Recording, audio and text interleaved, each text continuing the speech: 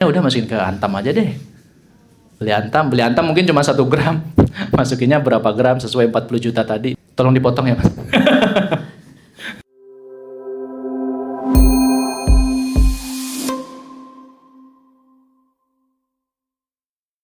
Selamat pagi teman-teman semua. Assalamualaikum warahmatullahi wabarakatuh. Terima kasih yang udah datang hari ini. Aku apresiasi waktunya kalian di tengah cuaca yang nggak menentu ya. Dan banyak juga teman-teman yang lagi sayangnya nggak bisa hadir karena kejebak hujan juga. Dan ya, entahlah ya orang Indonesia ya. Oke teman-teman, hari ini aku Tasya dari mewakili Linkit. Aku pengen kasih tahu ke teman-teman semua yang menonton juga hari ini, kalau kita tuh ada sesi yang bareng Melek Pajak, yaitu mengenai SPT 2025 pribadi di Cortex. Nah, aku akan jelasin sedikit untuk sesi hari ini. Nanti akan ada 2 sesi, yaitu ada sesi dari KOT, yaitu bakal ngejelasin tentang perizinan untuk konten kreator, dan nanti akan dilanjut ke sesi 2, yaitu mengenai SPT pribadi oleh Melek Pajak. Nah, nanti akan ada sesi Q&A juga di akhir. Teman-teman juga boleh, kalau udah punya pertanyaan sekarang boleh dicatat, nanti akan ditanya di sesi akhir. Dan pastinya dari Linkit pengen banget bikin ekosistem yang lebih besar lagi, scale up lagi, dan pengen menjangkau banyak komunitas, especially yang aware mengenai pajak. Dan kita pengen membentuk ekosistem produk digital ini jadi lebih sehat, dan kita berkolaborasi dengan Izin dan V-Office untuk membuat sesi ini agar lebih aware mengenai pajak dan perizinan di konten kreator. Oke, tanpa menunggu berlama-lama, aku masuk ke sesi 1. Masuk ke sesi 1 dan aku lempar ke Kak Oti. Silakan. Halo, selamat pagi. Iya. Repot banget kayaknya jalan ke sini pagi-pagi ya gitu. Apalagi udah mulai libur juga gitu kan. Terus ya apalagi kalau udah punya anak dan lain-lain gitu. Ada aja nih urusan sekolah apa gitu. Soalnya kalau orang kerja sih hari Sabtu udah libur, tapi kalau buat anak kan masih ada ekskul, masih ada apa gitu ya. Biasanya juga baru pentas-pentas nih biasanya sekarang-sekarang memang. Kayak tahu banget padahal nggak punya. Anyway, anak kucing ada sih. Oke, sorry.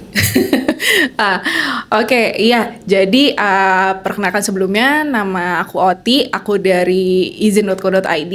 Kita memang ada kerjasama sama Linkit gitu, dan kita memang bagian dari bisnis usaha V-Office juga, yang memang fokusnya itu untuk pengurusan perizinan usaha gitu. Nah, kita juga izin.co.id ini menjadi mitra dari Kementerian Ekraf, Ekonomi Kreatif gitu, dan kita membantu mensosialisasikan dan mengedukasikan gitu pentingnya perizinan sama kekayaan intelektual yang harusnya sih relevan banget ya sama buat teman-teman di Link ya gitu, karena kan banyaknya konten kreator nih gitu. Kemarin juga beberapa kali aku bantu ngisi edukasi terkait kekayaan intelektual di acaranya Ekraf.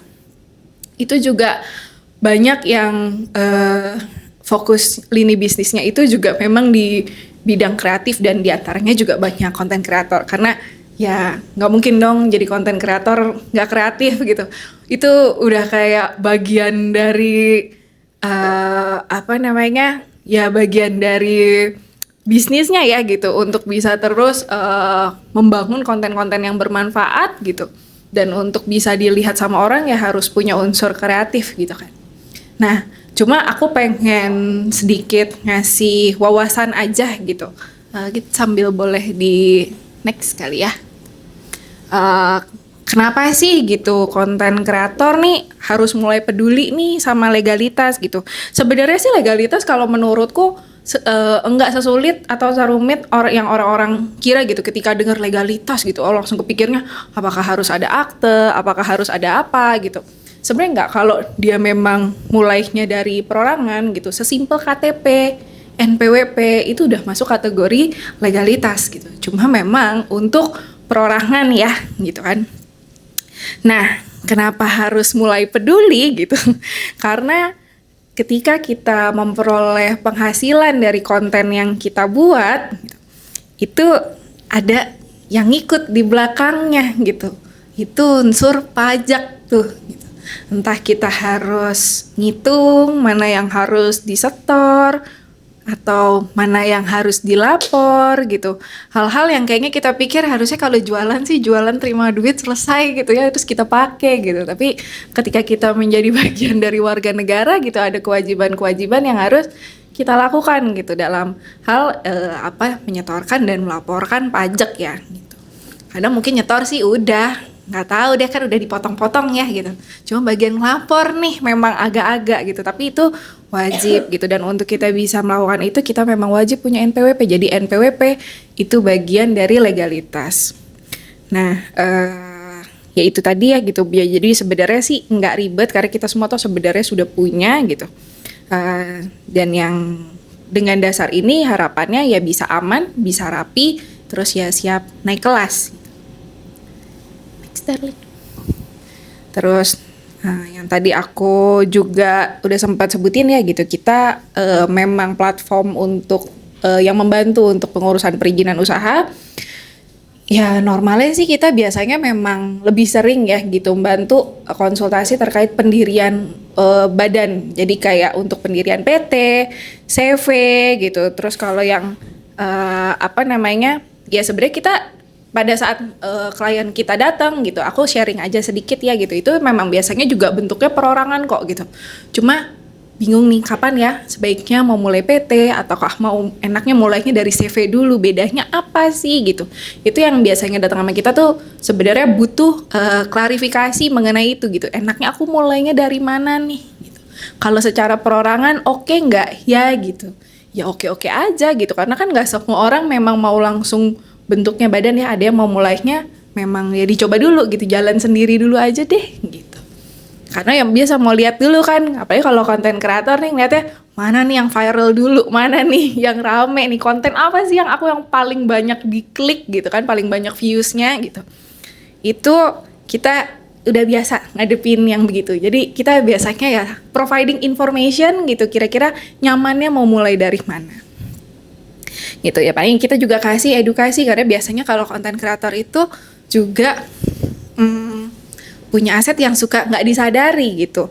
Nah dalam hal ini ya kekayaan intelektual. Jadi apapun yang teman-teman di link buat gitu, yang dipublish, dijual di dalam link gitu, ebook dan lain-lain, itu masuk kategori legalitas juga kalau diurus gitu, karena ada unsur kekayaan intelektual di situ. Gitu kan, ada karya, ebook itu karya gitu, karya tulis, sama kekuatannya sama kayak misalnya ya kemarin kalau yang mahasiswa bikin skripsi gitu, ya skripsi itu kan karya ilmiah ya, itu juga ada kekayaan intelektualnya. E-book pun sama gitu, karena dibuat ya dengan mengerahkan segala daya upaya kita, informasi, ilmu yang kita punya, kita buat untuk menjadi pengetahuan buat orang-orang yang membutuhkan gitu, yang mau beli dari situ juga. Nah itu masuk kategori kekayaan intelektual, namanya hak cipta gitu. Dan ketika hak cipta itu diurus legalitasnya, itu juga ada perlindungannya gitu. Nah terus ya jadi sebenarnya sih mau memastikan juga ya untuk teman-teman kreator di link ini nih, selain ya nggak cuma famous ya, viral is good gitu, tapi ya jangan sampai jadi hilang gitu, karena selain tujuannya bisa dimonetisasi, ya monetisasinya diikuti dengan perlindungan ya, biar nggak dipakai sama orang lain kan, udah susah-susah mikir ntar dipakai orang kan nggak enak juga gitu kan, ntar capeknya berantem doang. Jangan deh tuh kalau kayak gitu, udah mending fokus cari uang. Jadi nggak mengganggu apa sih yang bener-bener value kita nih, kreatif kita. Jadi kita nggak pusing sama orang gitu, kita fokusnya ke yang apa nih, habis ini kita nextnya apa lagi nih. Nah jadi bisa berkelanjutan. Nah realita di lapangan yaitu ya biasanya udah punya penghasilan rutin, udah kerja sama-sama brand, udah kirim invoice gitu. Tapi kadang-kadang semakin kita kerjasamanya sama pihak yang gede, apalagi kalau brand-brand yang besar, itu condongnya memang mau ada legalitas yang jelas gitu. Jadi ya misalnya kalau misalnya dia perorangan gitu ya udah pasti NPWP diminta. Kenapa? Kalau perusahaan besar itu mereka biasanya banyak yang mau ngaudit. Nah, jadi mereka tuh mesti jelas, oh ini aku bayar segini, ini potongan pajaknya harus disetor segini gitu. Bukti potongnya mana dikolek semua. Semakin besar perusahaannya gitu, mereka akan mau semakin rapi. Dan kadang-kadang mereka nggak mau ngabisin waktu ya gitu untuk tiba-tiba diaudit nih gitu untuk kok ini ada yang nggak rapi, ada yang nggak apa gitu. Karena kalau sampai nggak rapi mereka juga akan kesulitan gitu ketika harus memberikan laporan ke investor, ke pemegang saham, yang lain-lainnya gitu. Nah jadi mereka tuh condong ya viral ya oke sih, tapi kalau nggak rapi ya kita nggak bisa lanjut, rapiin dulu biasanya gitu. Makanya itu juga yang model-model sering datang ke kita tuh, kak tolong dong kak benerin kak gitu, beresin urusin ini cepet kak, kalau bisa 5 hari jadi, waduh gitu. Nah ini nih biasanya nih pelengkap penderita nih. Ya kebetulan di sini ada tim-tim aku juga nih, tim-tim konsultan. Nah itu tuh yang biasanya ngebut-ngebutin tuh permintaan klien gitu kan. Karena gitu, ketika udah mau deal sama perusahaan gede, wah baru dimintain kejar-kejaran. Padahal sebenarnya enaknya kalau udah rapi dari awal, oh ya udah tinggal kasih gitu. Nah, terus yang ngeri itu kan tadi buat masalah deal menangin tender ya. Yang ngeri lagi ini nih momen-momen ding awal tahun. Berarti udah tutup buku tahun kemarin. Berarti ada yang pajak-pajak nih yang harus dilapor gitu. Gimana nih lapornya? Saya juga pengen tahu actually. Karena sekarang kita udah ada sistem baru namanya Cortex ya gitu pemerintah. Wah nggak ada bayangan, aku jujur udah sempat buka sih, terus kayak aduh mata perih, close lagi deh, nanti aja tunggu mau ini. Soalnya aku mengalami hal-hal yang teman-teman juga khawatir kan gitu. Nih kalau ngisi salah dampaknya apa? Deg-degan nggak sih? Ini kalau misalnya aku nulisnya gini bakal oke, atau nanti aku dikirimin surat, kan nggak lucu ya gitu. Atau ya aku padahal yang dulu aja ya gitu, yang dulu masih pakai sistem namanya kalau nggak salah DJP online, aku angkanya ketuker tiba-tiba, jadi kayak misalnya harusnya 589.000, aku tulisnya 598, itu kecari selisihnya gitu, dikejar kayak cuma berapa puluh ribu doang gitu, hitungnya kurang bayar atau apa gitu.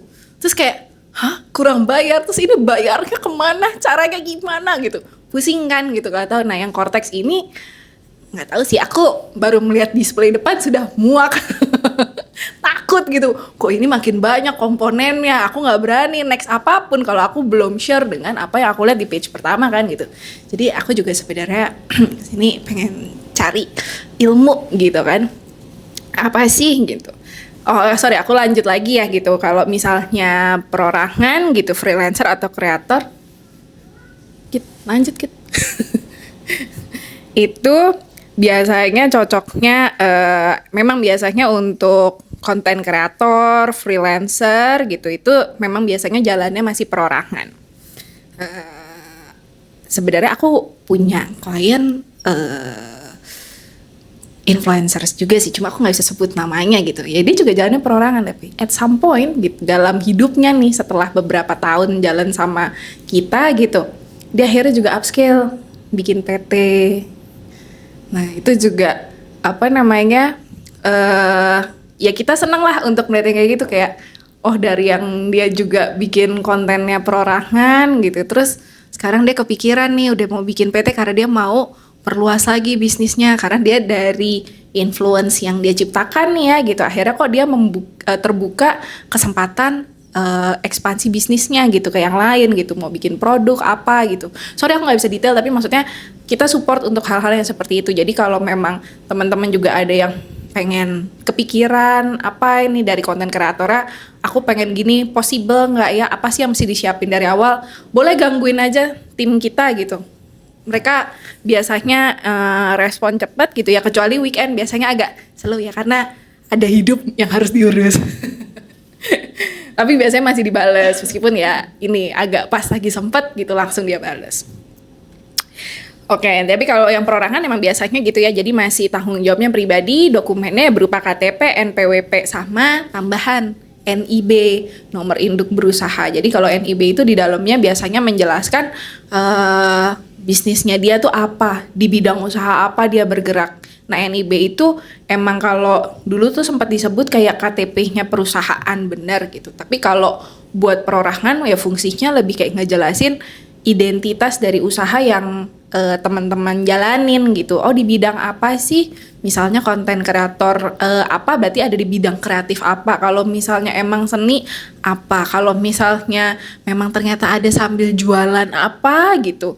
Perdagangan eceran atau apa. Nah, itu juga nanti bisa disebutkan di situ.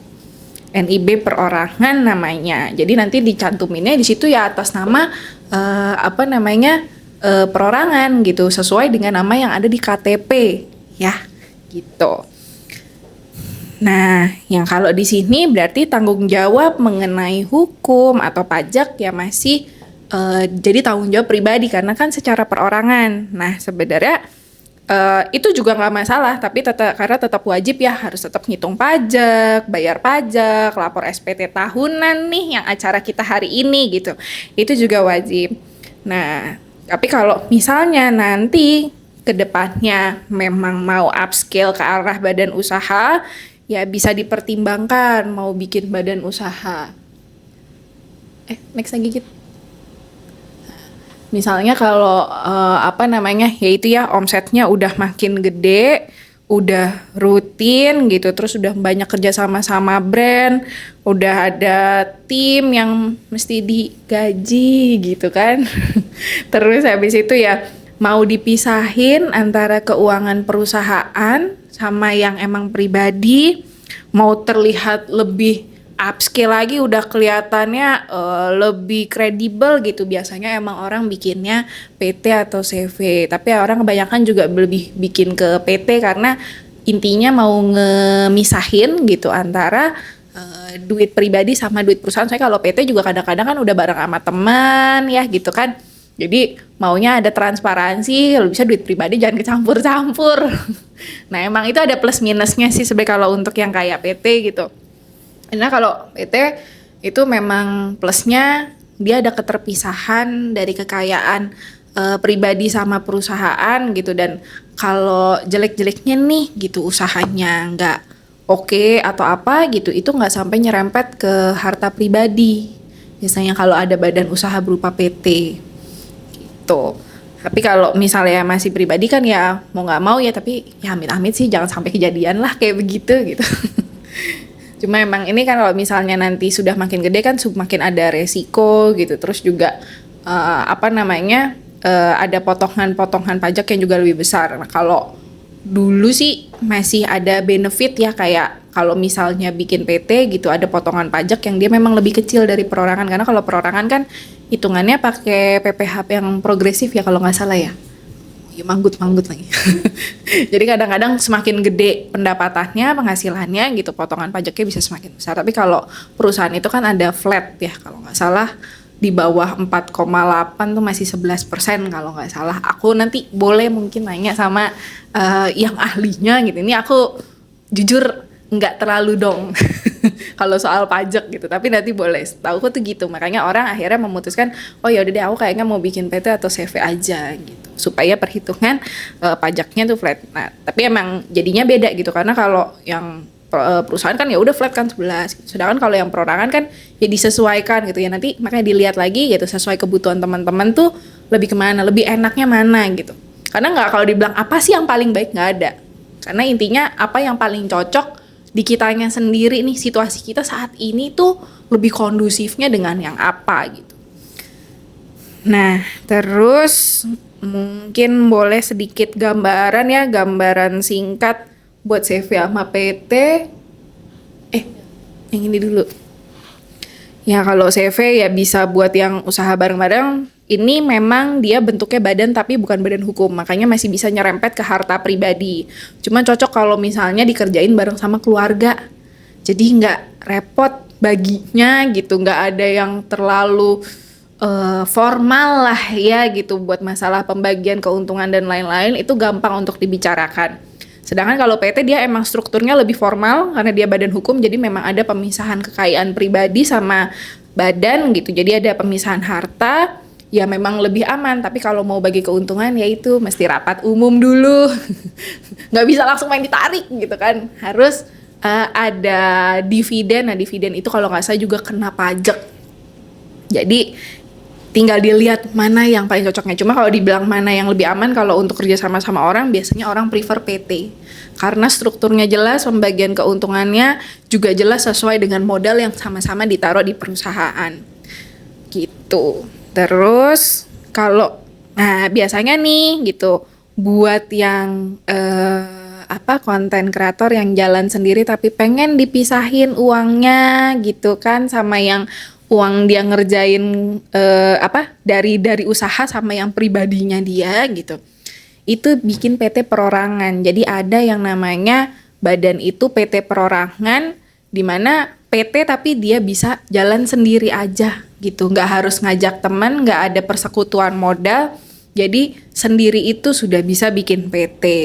Jadi nanti secara legalitasnya ada tambahan dokumen gitu, tapi dia bentuknya nggak akte pendirian PT, tapi dia bikinnya itu sertifikat pendirian PT. Itu dikeluarkan langsung dari Kementerian Hukum. Jadi secara legalitas itu sebenarnya sama kayak PT biasa, dia ada NPWP-PT, ada NIB-PT, cuma yang beda, yang kalau PT perorangan itu tidak ada akte notaris, jadi lebih murah. Itu yang biasanya dipakai konten kreator atau misalnya kayak influencers yang masih solo karir dulu deh, nggak mau gabung-gabung dulu gitu. Itu akhirnya bikin PT itu. Dia juga bisa bikin rekening atas nama PT. Jadi nanti dia transaksi pun misalnya sama brand gitu, itu dia transaksinya atas nama PT gitu. Pajaknya dilaporin itu dihitungnya penghasilannya dari penghasilan PT-nya. Cuma memang di sini ada batasan. Kalau orang mau bikin PT perorangan itu cuma bisa 1 kali dalam 1 tahun. Jadi kalau nanti mau bikin lagi itu harus nunggu 12 bulan dari pendirian PT yang terakhir. Gitu. Terus ya dari sini ya bisa lebih sehat karena kan kepisah ya gitu. Ya tapi sebenarnya lapornya jadi tiap tahun 2 kali. Karena harus tetap lapor SPT pribadi, terus nanti laporin juga yang SPT PT-nya gitu. Cuma memang ya ada orang yang lebih prefer gitu untuk dipisah. Nah ini kalau bisa dari konten-konten kreator di link juga gitu, jangan ditunda-tunda legalitas. Gara-gara kayaknya masih kecil gitu. Ya udah nggak apa-apa kalau mau ditunda tapi minimal NPWP ada. NIB juga gitu. Please aku sih mengencourage segera gitu karena sebenarnya bikin NIB tuh juga nggak susah. Yang bikin susah adalah kalau lagi dibutuhin mendadak, sistemnya down. Nah itu tuh penyakitnya pemerintah. Maaf ya, nanti tolong diedit bagian itu ya gitu. Ya itu penyakitnya dari sistem negara kita yang kalau sebenarnya bukan sistem ya, sama juga sama warga negaranya gitu. Kalau udah ngerasa terdesak baru rame-rame akses, udah tahu ya server terbatas, penduduk jutaan gitu. Jangan barengan kayak gitu, kalau menurutku jangan jadi mainstream deh. Kita harus anti mainstream buat yang kayak gitu-gitu. Kita mulai duluan gitu, kita rapi duluan. Nah itu karena ya kita sharing aja apa yang kita alami tuh gitu. Ketika kita lagi mau urusan yang mendadak nih, ini penyakitnya nih biasanya klien kita yang mendadak gitu. Itu biasa terjadi error. Karena kalau dia diminta mendadak, pasti pada saat itu gitu ada orang-orang yang lagi mengusahakan hal yang sama gitu sama dia, entah sama-sama mau bersaing di tender itu, dan mereka juga pasti akan buru-buru mau ngeberesin. Nah, ketika harus rempong dia yang kayak begitu gitu, kadang-kadang ya gitu, sistemnya errornya bukan karena sistemnya nggak siap, sistemnya ada, tapi trafficnya yang nggak cukup gitu kan untuk nampung semuanya. Nah itu tuh yang bikin PR. Jangan deh kalau kata aku, mending dari awal aja udah siapin, NIB gampang kok gitu. Nah terus kalau emang ada kebutuhan gitu, kayaknya bagusnya saya punya izin apa sih gitu, saya punya konten ini perlu nggak sih saya lindungin gitu kekayaan intelektualnya, boleh dikonsultasikan ke kita. Terus mungkin aku juga sekalian sambil ngingetin gitu, di platformnya Link itu kan dia juga udah ada tuh izin protek, itu juga kita yang support untuk pendaftaran hak cipta. Harga jauh lebih preferable kalau dari Link karena memang lebih murah.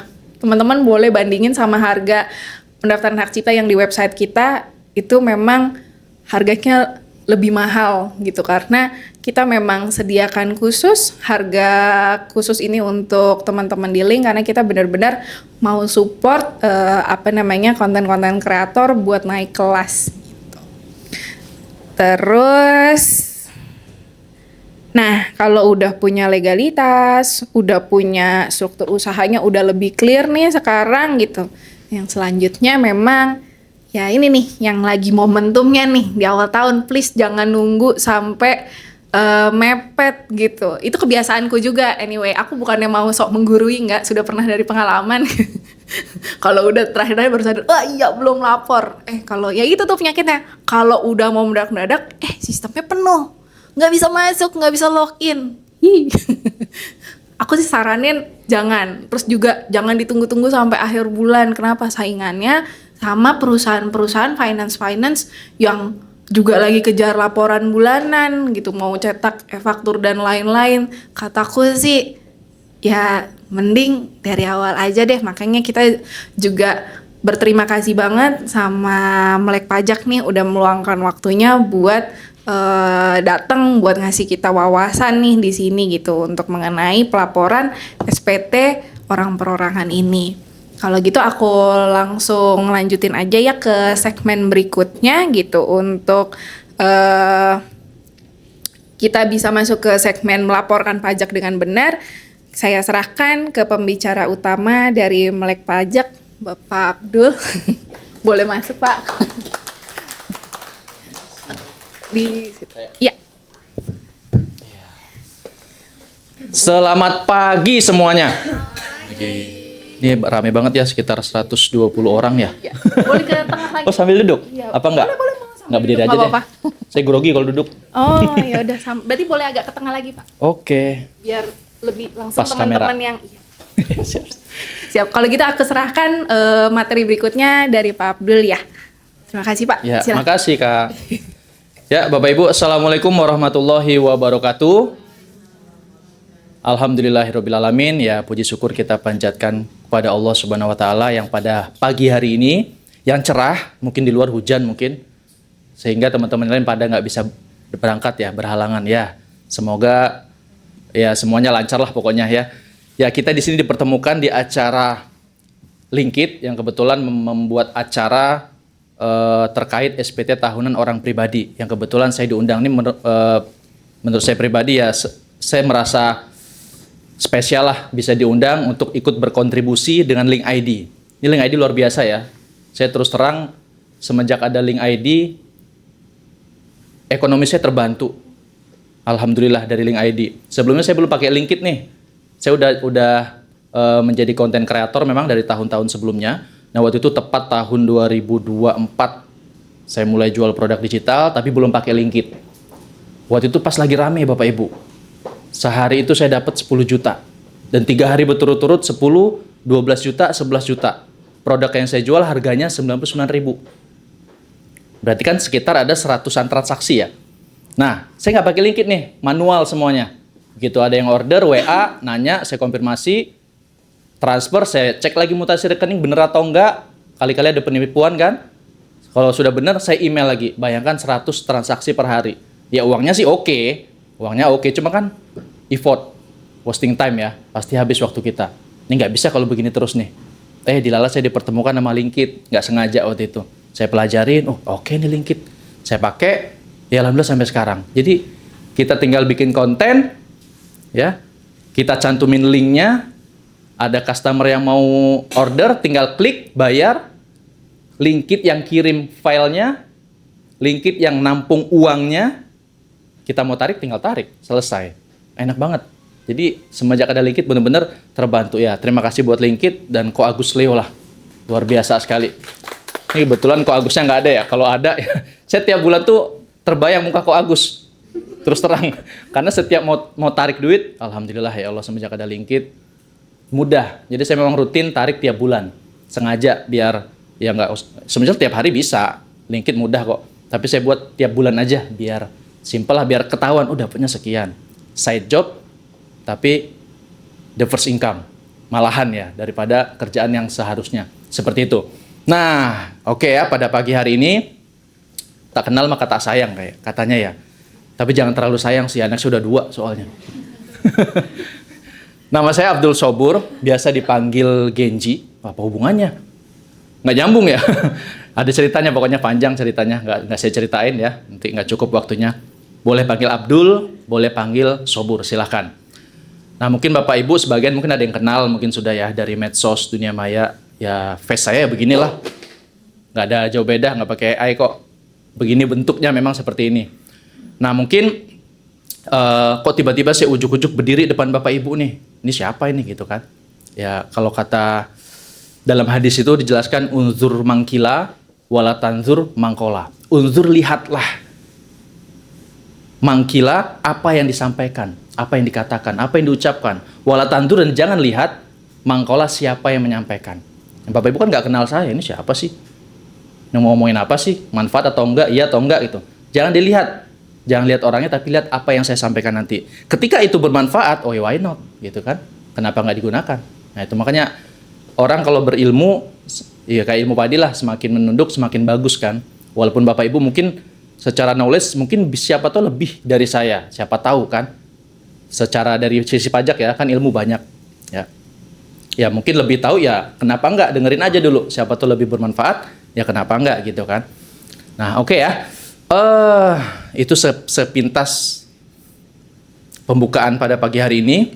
Mungkin langsung kita mulai ya. Saya lihat Bapak Ibu mukanya kayaknya punya penuh masalah nih. Yang datang ke sini mungkin sudah mempersiapkan pertanyaan-pertanyaan. Tadi saya kebayangkan di info yang daftar sekitar 100 ya. Mungkin karena cuaca mungkin nggak bisa datang. Ya kalau 100 orang nanya semua. 1 orang 1 menit, 100 menit. Additional time-nya banyak banget ini. Ya, mungkin Bapak Ibu yang sudah punya pertanyaan silahkan siapkan nanti tanyakan. Seumpama saya bisa jawab langsung saya jawab. Tapi seumpama nggak bisa mungkin ya kita hold dulu. Karena kan pajak itu luas ya Bapak Ibu ya. Dari PPH aja ada PPH 21 karyawan, mungkin ada yang karyawan. 22 terkait impor atau transaksi sama pemerintah. 23 terkait jasa PMK 141. 24 asal luar negeri. 25 badan, 26 orang luar negeri transaksi sama luar negeri ya jasa luar negeri, lalu 29 PPH badan. Banyak. Jadi kalau kita bahas sehari itu nggak bakal cukup, pasti nggak cukup. Nah di sini kita hanya fokus ke PPH 21 dan sesuai dengan job kita, yaitu konten kreator. Ya karena kalau kita salah langkah dampaknya nyata, bener. Pajak itu kalau salah langkah dampaknya nyata. Kita konten kreator punya penghasilan income yang mungkin di atas dari penghasilan rutin kita sebagai karyawan di perusahaan. Nah itu kan perlu dihitung ulang. Nah saat itu dihitung ulang, tarif progresif berlaku. Kalau tarif progresif berlaku, bayangin ya, bisa 15%, bisa 25, 30, 35. Tarifnya lumayan, gede. Gitu ya. Oke, kita langsung saja kita mulai. Mungkin al-ilmu fisutur ya kata Nabi dulu, al-ilmu fisudur. Kalau zaman Nabi itu sahabat al-ilmu fisudur, ilmu dalam hati. Ketika sahabat mendengar cerita, mendengar hadis, dia langsung ingat selamanya. Beda sama orang zaman sekarang. Al-ilmu fisutur, ilmu dalam tulisan. Tulisannya hilang ya udah. Ini kalau materinya dihilang nggak dimunculin, saya bingung nih ngomong apa. Iya kan? Ingatannya nggak seperti orang dulu. Mungkin Bapak Ibu ada nggak yang tahu nomor HP orang tuanya? Nggak tahu kan? Nah beda sama orang dulu Pak. Zaman saya kecil, itu saya ingat nomor HP kakak, segala macam. Tapi sekarang enggak. Itu dari sisi kecil aja nomor handphone. Makanya ilmu itu memang sekarang tuh dalam tulisan. Kalau nggak kita catat, ya lupa nanti. Oke ingatlah seminggu, sebulan, 2 bulan, setahun. Apalagi ya SPT tahunan, kerjaan setahun sekali. Ya kan? Lupa pasti lupa tahun depan. Nah, oke, mungkin dari yang saya sampaikan nanti ada yang mungkin kayak menjadi note lah, ya silakan dicatat di handphone bisa atau dimanapun bisa lah. Jadi silakan tanyakan. Setelah selesai acara kita adakan Q&A, tanya jawab. Mungkin silakan lontarkan permasalahan yang Bapak Ibu punya, jangan masalah rumah tangga, karena saya juga punya masalah sendiri ya. Silakan tanyakan dan semoga bisa terjawab ya apa yang kita adakan saat ini bermanfaat bagi kita, dan pulangnya dari sini kita bisa lapor SPT tahunan orang pribadi dengan benar. Kalau bisa bayar pajak kecil, kenapa harus gede? Ya nggak sih? Tapi dengan cara legal. Dengan jangan sampai memanipulasi penghasilannya dikurang-kurangin. Gitu kan ya, jangan. Tetap kita laporkan semua sesuai, tapi pakai tarif-tarif atau insentif-insentif yang berlaku di Indonesia sesuai Undang-Undang PPh. Nah, insya Allah aman. Karena kalau pajak itu udah bermasalah, saya punya klien di Lampung waktu itu nelpon, sedih bu, ibu-ibu nelpon sambil kayak mau nangis lah, karena dia punya usaha sembako, jualan sembako itu kan profitnya kecil, tipis banget, 1%, 2%, 3% itu udah paling gede. Nah, omset dia 12 miliar di tahun sebelumnya, udah lewat tahun itu. Ketika omset sudah di atas 12 miliar, atau kalau PKP itu 4,8 miliar, itu udah harus PKP, harus terbitin faktur. Lo bayangin, 11% dari 12 miliar. Dia nggak bisa tidur itu. Saya bingung, dia sampai ngitung aset dia kalau mau buat bayar, wah nggak cukup pak, tanah, rumah, mobil. Nah, akhirnya saya ngobrol, saya kasih insight, bahwasannya kalau ibu memang dikenakan PPN, memang harus kena, karena kan di atas 4,8. Ya sebab bingung juga sih, ibu di sisi ibu salah, karena memang nggak tahu itu. Dari sisi pemerintah juga ya sosialisasinya kurang, kan nggak semua orang tahu itu. Akhirnya saya saranin, ibu rekap selama ini pembelian ibu berapa. Pembelian ibu kan pasti dapat faktur tuh, iya kan, faktur masukan. Nah itu bisa ngurangin. Ketika 12 miliar dikali 11%, taruhlah semisal PPh terutangnya jadi 1 miliar, PPN-nya 1 miliar. Ya udah, PPN masukan ibu berapa? Kurangin. Akhirnya alhamdulillah tetap bayar, tetap kena, cuma nggak segede awalnya. Jadi ya pusingnya berkurang lah. Makanya pajak itu kayak kalau ibarat penyakit jantung Bapak Ibu. Datang tiba-tiba dan bikin shock. Gitu ya. Oke, kita mulai materi. Mungkin saya dikasih waktu berapa menit ini? Selesainya. Panjang sih lumayan. Ini jam 11.15. Kita coba semoga 30-40 menit selesai ya. Semoga ya. Habis itu kita Q&A. Biasanya sih saya nyampein materi dikit langsung tanya jawab biar hidup suasana. Tapi mungkin dari Linkit minta selesain dulu, habis itu Q&A oke. Kita mulai, apa itu pajak ya? Ada yang punya unek-unek nggak? Kira-kira pajak itu apa sih? Oh, pajak itu haram, semisal pajak itu upeti, misal gitu ya. Nah, jadi pajak itu memang ya kontribusi wajib kita yang dibayarkan oleh warga negara kepada negara, ya. Selama penghasilannya masih sudah di atas PTKP. Nggak nyala. Oh, ini nyala. Nggak apa-apa, ini aja. Ya, kurang lebih pajak itu seperti ini. Jadi sifatnya memaksa. Nggak memandang itu orang biasa, nggak memandang itu karyawan, itu pengusaha. Selama dia punya income dalam negeri, ya di Indonesia, maka dia wajib membayar pajak. Nah, nggak jeleknya sih. Ya, karena memang sistemnya ya, kalau dari tahun 1983 ada perubahan. 1983 ke bawah itu masih official assessment. Jadi ya kita tinggal bayar pajak. Kalau sekarang kan self assessment. Kita yang analisa, kita yang hitung sendiri, kita yang setor sendiri, kita yang lapor sendiri nih akhir tahun nih, awal tahun 2026. Kita harus lapor sendiri. Semua kita sendiri. Nanti petugas pajak tinggal nyuratin. Iya kan? Nah, itu memang ya kita alhamdulillah diberi wewenang buat ngitung sendiri, setor sendiri. Tapi after itu biasanya bikin pusing. Dan lagi munculnya itu bukan di tahun berjalan. 4 tahun ke belakang. Maksimal 5 tahun ke belakang. Karena kan 5 tahun daluarsa. Ketika ini tahun 2026, berarti petugas pajak tidak boleh memeriksa keuangan kita di tahun 2020 ke belakang. Jadi 5 tahun ke belakang. Itu petugas pajak masih boleh, masih punya wewenang. Tapi di luar itu 6 tahun ke belakang nggak boleh lagi diperiksa. Begitu. Makanya ketika udah memasukin tahun kelima, biasanya nih petugas pajak atau AR langsung tuh difilter. Siapa yang memasukin tahun kelima? Nah, disuratin biasanya. Mereka kan punya data income-nya, biasa difilter. Carilah income yang paling gede dulu, disuratin. Baru yang income kecil-kecil, ya dipilih aja lah, sampel. Nah, kalau pas apes, kita nih dapat yang kecil nih income-nya, tapi kita apes ke filter, ya udah kena. Ya, gitu. Kurang lebih seperti itu ya pajak ya. Next. Oke, ya. Berhubung karena memang peserta kita adalah 21 ya, karyawan mungkin, dan side jobnya adalah content creator. Saya sedikit jelaskan tentang PP21 ya. Ini PP21 udah jelas lah Bapak Ibu di kantornya. Itu udah pasti dipotong. Entah dipotong, entah ditunjang. Kalau dipotong rada sedih sih ya.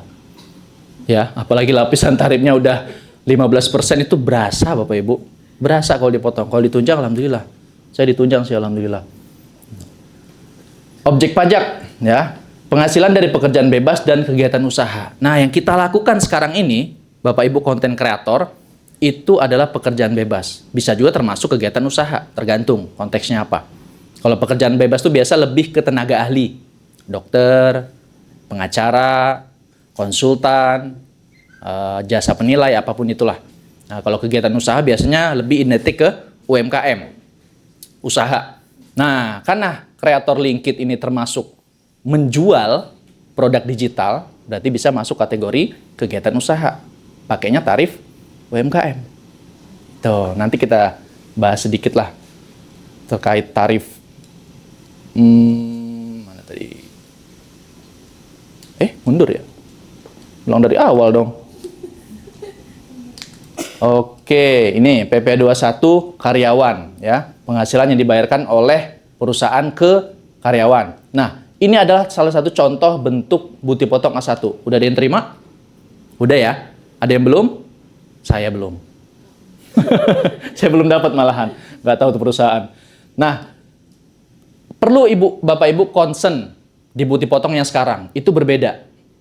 Berbeda sama 2023 ke belakang. Ya, 2024 bentuknya udah seperti ini. Cuman membingungkan. Kita fokus ke poin 21 sampai 23. Di sini ada PPh terutang 195 juta. Di poin 22, PPh 21 yang dipotong dari Januari sampai November sebesar 191. Sehingga terdapat gap 3 juta. Jadi kita akan tahu PPh Desember itu dipotong berapa. Ketahuan. Beda sama yang dulu. Dulu itu PPh terutang berapa? 110 juta semisal. Yang dibayar ya 10 juta, 0. Nggak ada selisih. Gitu. Kalau sekarang ketahuan. Karena yang di sini isinya adalah PPh Januari November. Tujuannya apa? Agar ya tadi karyawan tahu. Karena status Desember itu belum tentu kurang bayar. Ini kan kurang bayar 3 juta. Berarti perusahaan bayarkan ke pemerintah 3 juta. Dan si karyawan itu nihil. Betul ya? Betul. Nah, kalau statusnya minus seperti ini, berarti lebih bayar. Tujuannya apa biar kita tahu? Komplain dong. Itu uang saya loh Pak. Dipotong ya minta boleh. Waktu itu saya ada teman. Bro, saya kok minus ya kata dia. Bukti fotonya kok minus ya? Berapa bang? 11 juta. Wah, lumayan ini 11 juta. Akhirnya saya tanya, statusnya dipotong apa ditunjang nih? Itu dulu. Kalau ditunjang kan ya sudahlah. Itu kan ditunjang perusahaan. Nggak usah dituntut lagi, nggak usah diminta. Ternyata dipotong. Wah lumayan ini bang. Clear bagi 2 ya. Lumayan. Bisa DP motor, bilang. Akhirnya saya jelasin. Oh gitu ya. Akhirnya dia nyambung. Karena ini kan kecil ya. Nah inilah agak lumayan. Karena semisal PPh terutang dia itu hanya 6 juta sebenarnya. Tapi di Januari sampai November sudah dipotong 7 juta. Kelebihan dong. Nah lebihnya ini muncullah di sini nih. Jadi kalau secara bukti potong A1 nihil. Karena sudah dikembalikan, ya, sudah mengurangi PPh terutang perusahaan di bulan tersebut, bulan Desember. Tapi secara orang pribadinya, karyawannya harusnya menerima uang ini di Januari atau di Februari, terserah perusahaan. Kalau perusahaan yang oke, dia ngembaliin pasti, di jurnal balik di Januari atau Februari. Tapi kalau yang nggak oke, ya kayak teman saya tadi, diam-diam aja. Udah komplain baru, oh ya dikasih. Tapi kalau nggak ada yang komplain, lumayan 11 juta. Ini 1 juta juga lumayan ini. Cilok dapat banyak. Itu ya, terkait bukti potong ya. Bukti potong, silakan Bapak Ibu cek nanti bukti potongnya. Statusnya apa? Oke, nah kewajiban PPh. Kita ada 2 tarif ya, 3 deh. Ketentuan umum itu tarif pasal 17 progresif. Lalu ada wajib pajak UMKM pakai PP 23 2018 atau terakhir PP 55 tahun 2022. Yaitu tarifnya sebesar 0,5% final. Ini yang ditunggu-tunggu seluruh UMKM sampai sekarang ini. Saya juga masih nunggu. Karena kita masih Ibarat cinta tuh diterima enggak, ditolak juga enggak, digantung. Nyesek Bapak Ibu, digantung sampai sekarang. Karena PP 55 2022 bunyinya adalah UMKM orang pribadi itu boleh menggunakan tarif 0,5% selama 7 tahun. Berlaku mulai 2018. Tapi kalau Bapak Ibu punya NPWP-nya 2020 ya masih panjang ya, ada spare. Tapi nggak mungkin lah 2020 baru punya NPWP ya. 2018 ke bawah pasti kan. Anggaplah sudah selesai. 2018 sampai 2024, 7 tahun kan selesai. Nah 2025 harusnya nggak boleh lagi pakai 0,5%. Tapi waktu itu Bu Sri Mulyani memperpanjang setahun tanpa ada dasar aturan. Hingga kini aturannya belum terbit sampai sekarang, hanya omon-omon di medsos. Dasar itulah yang kita pakai. Tapi pun ada yang bermasalah. Pakai dasar itu ternyata disuratin sama orang pajak. Kok Bapak masih pakai tarif final? Harusnya tarif pasal progresif dong, 17, 5%, 15, 25, 30. Nah, masalah jadinya. Karena belum ada aturan terbit sampai sekarang. Nah, di 2026, era Pak Purbaya, beliau menyampaikan akan diperpanjang selama-lamanya. Boleh pakai 0,5%. Tapi ya itu digantung masih. Sampai sekarang belum terbit aturannya. Jadi bingung. Mau pakai atau enggak. Sebenarnya UMKM itu kenapa lebih suka 0,5%? Sebenarnya enggak dari sisi pajaknya. Salah satunya iyalah karena kecil kan 0,5. Tapi dari sisi administrasi. Karena kalau pakai tarif final, udah. List aja omsetnya. Januari omset sekian, Februari sekian. Udah. Simple. Kalau pakai tarif ketentuan umum, kita harus bikin laporan keuangan. Nah, itu yang terkadang UMKM itu males. Harus bikin jurnal, harus bikin neraca, laba rugi, penyusutan aset segala macam. Nah, itu kan ribet. Harus bayar konsultan pajak, bayar lagi KAP segala macam. Nah, itu. Makanya UMKM lebih senang 0,5%. Tapi tergantung Bapak Ibu bisnisnya apa. Lihat lagi. Kalau pakai bisnisnya sembako tadi, masih di bawah 4,8 ya. Pakai ini 0,5 ya rugi. Kan profitnya tipis. Sementara 0,5-nya kalinya langsung omset. Mabok. Lebih baik bikin laporan keuangan kalau itu. Kita bikin biaya sebesar-besarnya. Biaya hidupnya jangan dimasukin. Koreksi fiskal pasti. Nggak boleh biaya hidup dimasukin. Biaya yang berhubungan dengan usahanya. Jadi sehingga profitnya makin kecil, maka PPh juga makin kecil. Walaupun bunyinya 11%. Oh gede 11%. Enggak. Karena dari net profit, bukan dari omset. Tuh. Oke. Ini NPPN ya. Jadi kalau Bapak Ibu nanti pakainya ketentuan umum, itu ada dua. Ada NPPN, ada juga satu lagi ya tarif pasal 17. Nah, NPPN ini adalah norma perhitungan penghasilan neto. Selama omset kita belum di atas 4,8 M, kita konten kreator boleh pakai NPPN. NPPN itu enak, separoh. Jadi separuh penghasilan kita bebas pajak. Semisal saya tahun ini dapat 200 juta dari konten kreator doang. Ya 100 jutanya free, jangan dihitung lagi. 100 jutanya aja yang dikali tarif. Ya tarifnya berapa? Yaitu 5% atau 15%. Tapi kalau kita nggak pakai NPPN full, lumayan loh. Belum lagi perbedaan lapisan tarif. Lapisan tarif kan, nantilah kita next. Lapisan tarif itu ya 5%, 15%. Semakin tinggi penghasilannya, lapisan tarifnya semakin gede juga pajaknya. Mabok bayarnya lumayan. Kita ngeluarin uang pajak itu ya sebenarnya bukan nggak ikhlas Bu ya. Ikhlas. Tapi kalau dengar Rubicon itu kadang-kadang gimana gitu. Tahu ya Rubicon ya? Nah ini mulai banyak penangkapan nih petugas pajak. Era Purbaya ya. Mudah-mudahan lah. Era Purbaya saya lihat, saya pribadi ya saya termasuk ngefans sama beliau. Karena memang kayaknya bagus sih. Ya. Oke, NPPN. NPPN ini dasarnya ini ya Bapak Ibu ya. Kalau NPPN itu nggak semua pekerjaan boleh pakai NPPN. Nggak semua. Jadi ada kriteria-kriteria tertentu. Itu ada di Per 17 tahun 2015. Apa aja Pak? Saya juga nggak hafal. Banyak soalnya. Ada ratusan. Karena tarifnya beda. Tadi saya bilang kan 50%. Dia ada yang 30%, ada yang 20%. Jadi tergantung usahanya apa. Gitu. Kalau kayak kita jualan produk itu 50%, separoh. Kalau dasar aturannya ini PMK 54. Gitu. Dasar undang-undangnya apa? Nomor 7 tahun 2021 terkait Cipta Kerja, Undang-Undang HPP. Oke, perubahan pelaporan SPT ya. Nah ini nih, sebelumnya era e-form, DJP online, sekarang Cortex. Nah tadi Kak Otak ya? Oti, sorry. Kak Oti juga mulai pusing dengan Cortex, coba-coba buka. Ya memang Bapak Ibu, kalau nggak ngerti, sama, konsultan juga sama, pusing. Konsultan juga ikut terus, penyuluhan di KPPC udah berapa kali saya ikut. KPP Madya, PMA, kemarin juga ikut dengan konsultan pajak lain, harus sering, karena dia berubah-berubah terus. Labil masih berubah-berubah dianya sampai sekarang. Nah kalau era e-form itu dia sifatnya offline, PDF lah, PDF tinggal diisi, dah selesai. Ngisinya juga perbedaannya antara e-form DJP online dengan Cortex. Kalau e-form itu ngisi dari bawah, kan induk ada lampiran sampai 5 atau 6 itu. Kita ngisi dari bawah dulu lampiran, paling bawah naik ke atas. Nah semuanya akan masuk ke induk. Tapi kalau Cortex kita ke induk dulu, ya. Induk dulu, kita jawab, ada question di situ. Pertanyaan, ya atau tidak banyak banget. Ketika kita jawab ya, maka lampirannya muncul. Terus seperti itu, kurang lebih. Nanti ada contohnya. Nah, cara perhitungan PP21, ya kalau karyawan, Bapak Ibu tinggal selesailah. Karena kan skemanya withholding system. Perusahaan yang motong, perusahaan yang setor, perusahaan yang lapor. Kita tinggal nanti dapat bukti potongnya. Yang hitungnya penghasilan bruto itu kotor ya. Gaji kita berapa, tunjangan BPJS, ya absen segala macem, nah, dikurangi sama PTKP. PTKP adalah penghasilan tidak kena pajak. Ya, status ibu apa?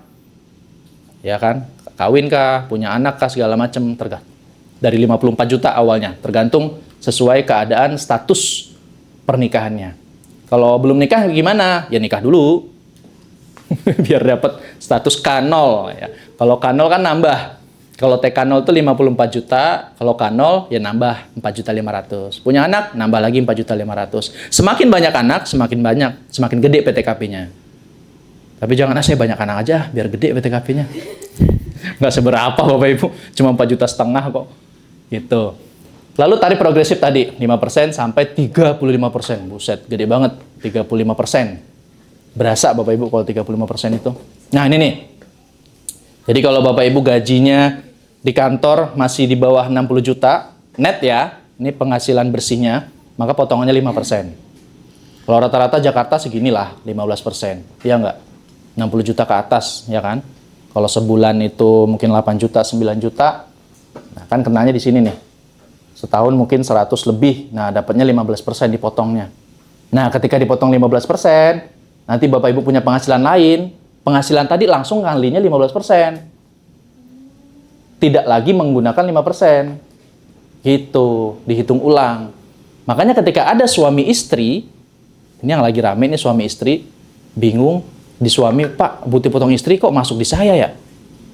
Iya nggak? Ada yang ngerasain nggak? Si istri juga bukti potong suami kok masuk di saya ya? Nah, ada hitung ulang namanya. Sebenarnya ini peraturan lama, tapi era DJP online belum canggih, belum bisa mengcover itu. Nah, Cortex sudah bisa mengcover berdasarkan DUK, data unit keluarganya. Oh ini statusnya si A udah punya istri, udah punya anak. Jadi penghasilan istri, penghasilan anak ketarik di Cortex. Canggihnya Cortex begitu, 1,3 T anggarannya, ya kan? Nah ketika ketarik penghasilan istri dihitung ulang lah dengan si suami. Bayangin, yang istri tadinya pakai 5% juga, begitu digabung langsung kena ke 15. Ya masuk ya? Penjelasan saya. Nah, makanya langsung perbedaan gap-nya muncul, PPh-nya. Itu kalau tidak digabung. Suami istri lapor masing-masing. Tapi kalau dia digabung, tidak seperti itu metodenya. Penghasilan istri langsung masuk ke lampiran finalnya suami. Bukan objek pajak. Objek pajak, tapi penghasilan final. Tidak dihitung ulang lagi. Jadi suami gaji 200 juta, udah dipotong PPh 5 juta. Si istri gaji 100, udah dipotong juga mungkin 3 juta, ya udah penghasilan istri masuk ke final suami. Nggak dihitung lagi, nihil. Yang lapor cukup suami, si istri tidak perlu lapor. Nah, plusnya begitu. Suami cukup lapor sekali, istri tidak perlu lapor, dan tidak ada PPh terutang lagi. Ada yang mau ditanyain nggak? Boleh, kayaknya mau terucap nih. Boleh, coba satu pertanyaan, biar agak hidup dikit suasananya. Boleh? Satu pertanyaan? Kalau misalnya suami sama istrinya ada perjanjian pisah harta yang bikin prenuptial gitu, hitungannya tetap kepisah bisa pisah atau tetap kejadi satu? Ya, oke. Jadi di SPT tahunan orang pribadi ada 4 metode. Pakai KK, kepala keluarga, PH, pisah harta, MT minta terpisah, HB berpisah. HB itu hubungan berpisah, udah cerai lah ibaratnya. Nggak usah dikategorikan lagi lah. PH sama MT. Kalau pilihnya PH, pisah harta harus pakai tadi surat tadi. Atau tanda tangan, nggak perlu pakai notaris juga bisa, sah-sah aja. Nah, ketika kita pilihnya PH, berarti suami tetap lapor SPT, istri juga tetap lapor SPT. Yang terjadi apa? Hitung ulang. Kurang bayar pasti. Setelah dihitung ulang proporsi. Suami 200 juta gajinya, istri 100 misal. Nah, suami jadi 300 nih. Dihitung ulang. PPh yang sudah setor berapa? Seharusnya berapa? Selisihnya berapa? Si istri juga sama. Digabungin penghasilan si suaminya. Baru dihitung ulang. PPh yang sudah dipotong berapa? Yang seharusnya berapa? Baru dibagi proporsi. Masing-masing sudah dihitung berapa. Bisa jadi suami KB, istri LB. Bisa jadi dua-duanya KB. Itu bisa jadi. Kalau nihil nggak mungkin. Tuh, bisa KB, bisa LB. Gitu. Lebih ribet lah. Gitu, lebih ribet kalau dipisah harta itu. Cuma kan terkadang keluarga pengen, ini kan harta aku dari zaman aku gadis. Nggak mau digabung lah. Ada yang seperti itu. Ngotot konsultasi. Nggak apa, saya nggak mau suami saya tahu harta saya. Waduh, kan suami istri ya dalam batin saya. Ya cuman itu kan pilihan. Boleh wajib pajak mau pisah harta atau digabung. Tapi ya itu konsekuensinya. Karena keluarga itu merupakan kesatuan ekonomis. Ribet ya? Iya ribet emang. Begitu sistem pajak kita. Hitung ulang, yang jelas jadi kurang bayar. Ya silakan, itu opsi. Boleh dilakukan, boleh enggak. Nah ini ada satu. Tanggal 25 Januari, semua wajib pajak DJP menonaktifkan massal. NPWP ibu-ibu yang sudah berkeluarga, istri, itu udah nonaktif statusnya. Nonaktif. Silakan cek ke Korteknya suami. Di Korteknya suami, data unit keluarga, terlihat kan? Istri, anak. Nah, lihat statusnya. Istri apa nih? Kalau istri tanggungan, ya berarti udah otomatis nonaktif si istrinya. Tapi kalau saya mau PH aja, pisah harta, biar masing-masing. Ya udah ubah statusnya. Jangan tanggungan, tapi kepala keluarga lainnya. Gitu. Jadi masing-masing ngelapor. Tapi kalau ibu nggak kotak-katik itu, ya statusnya ibu nonaktif. Loh gimana Pak? Saya kan penanda tangan di perusahaan. Saya direktur loh. Semisal. Ya nggak masalah. Yang nonaktif itu adalah NPWP-nya, bukan NIK-nya. Si ibu-ibu direktur tadi tetap bisa login Korteksnya. Tetap bisa signing. Gitu. Oke ya, itu sedikit. Kalau kita bahas detail lagi, wow. Boleh. Siapa? Istri? PH apa kakak? Nggak bisa lapor. Nggak ada kewajiban lapor lagi. Cukup suami aja, nihil. Enaknya itu, nihil. Selesai. Tapi sepanjang satu pemberi kerja ya. Nah ini lebar lagi nih. Sepanjang satu pemberi kerja.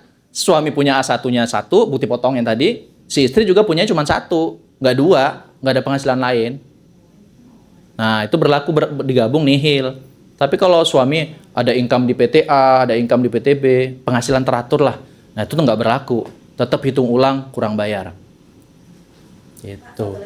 Boleh. Kalau dia status PH, pisah harta, dan dia memang mempunyai akte pisah harta, Oke. apakah akan digabungkan juga?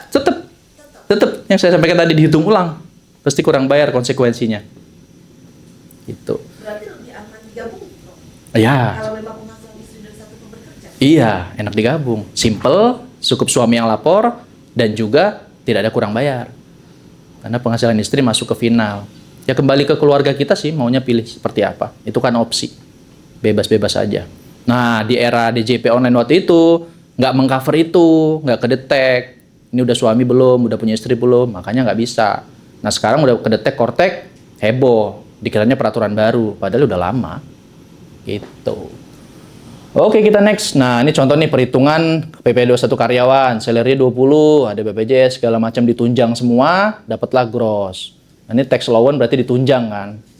Sehingga dihitung, nah ini dikurang-kurangin ya biaya jabatan, JHT, JP sehingga dapat netnya. Nah, PTKP-nya sesuai status, ini berarti statusnya kawin 0, 54 ditambah 4.500.000. Sehingga PKP atau penghasilan kena pajaknya 200-an, nah dibagi 12, dapatlah ini. 209 dikali tarif 5% dan 15%, dapatlah 25 juta. Baru dibagi 12. Inilah PPh terutang. Kurang lebih begitu. Nah, buat Bapak Ibu yang mau rumus Excel ini, udah saya cantumin link di kolom komentar. Silakan komen mau. Nanti saya DM via Instagram. Iya. Komen mau, akhirnya ManyChat mereplay, silakan cek DM, masuk ke DM, tinggal klik link ID, bayar, dapat duit. Terima kasih link ID. Bener-bener enak Bapak Ibu. Jadi pagi kerja saya ngonten dulu nih, habis sholat subuh ngonten. Udah bikin beginian, udah kerja seperti biasa jam 8 sampai sore. Malam begitu lagi ya. Jam 8 udah Linkit yang ngerjain udah. Itu karyawan saya itu Linkit.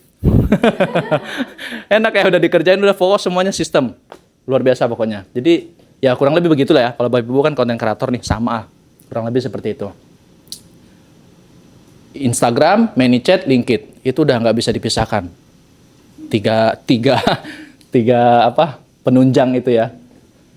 Terus pelaporan karyawan, ya pelaporan SPT itu mayoritas 80% dari karyawan. Karena kenapa? Karyawan itu kan kedetek, punya NPWP.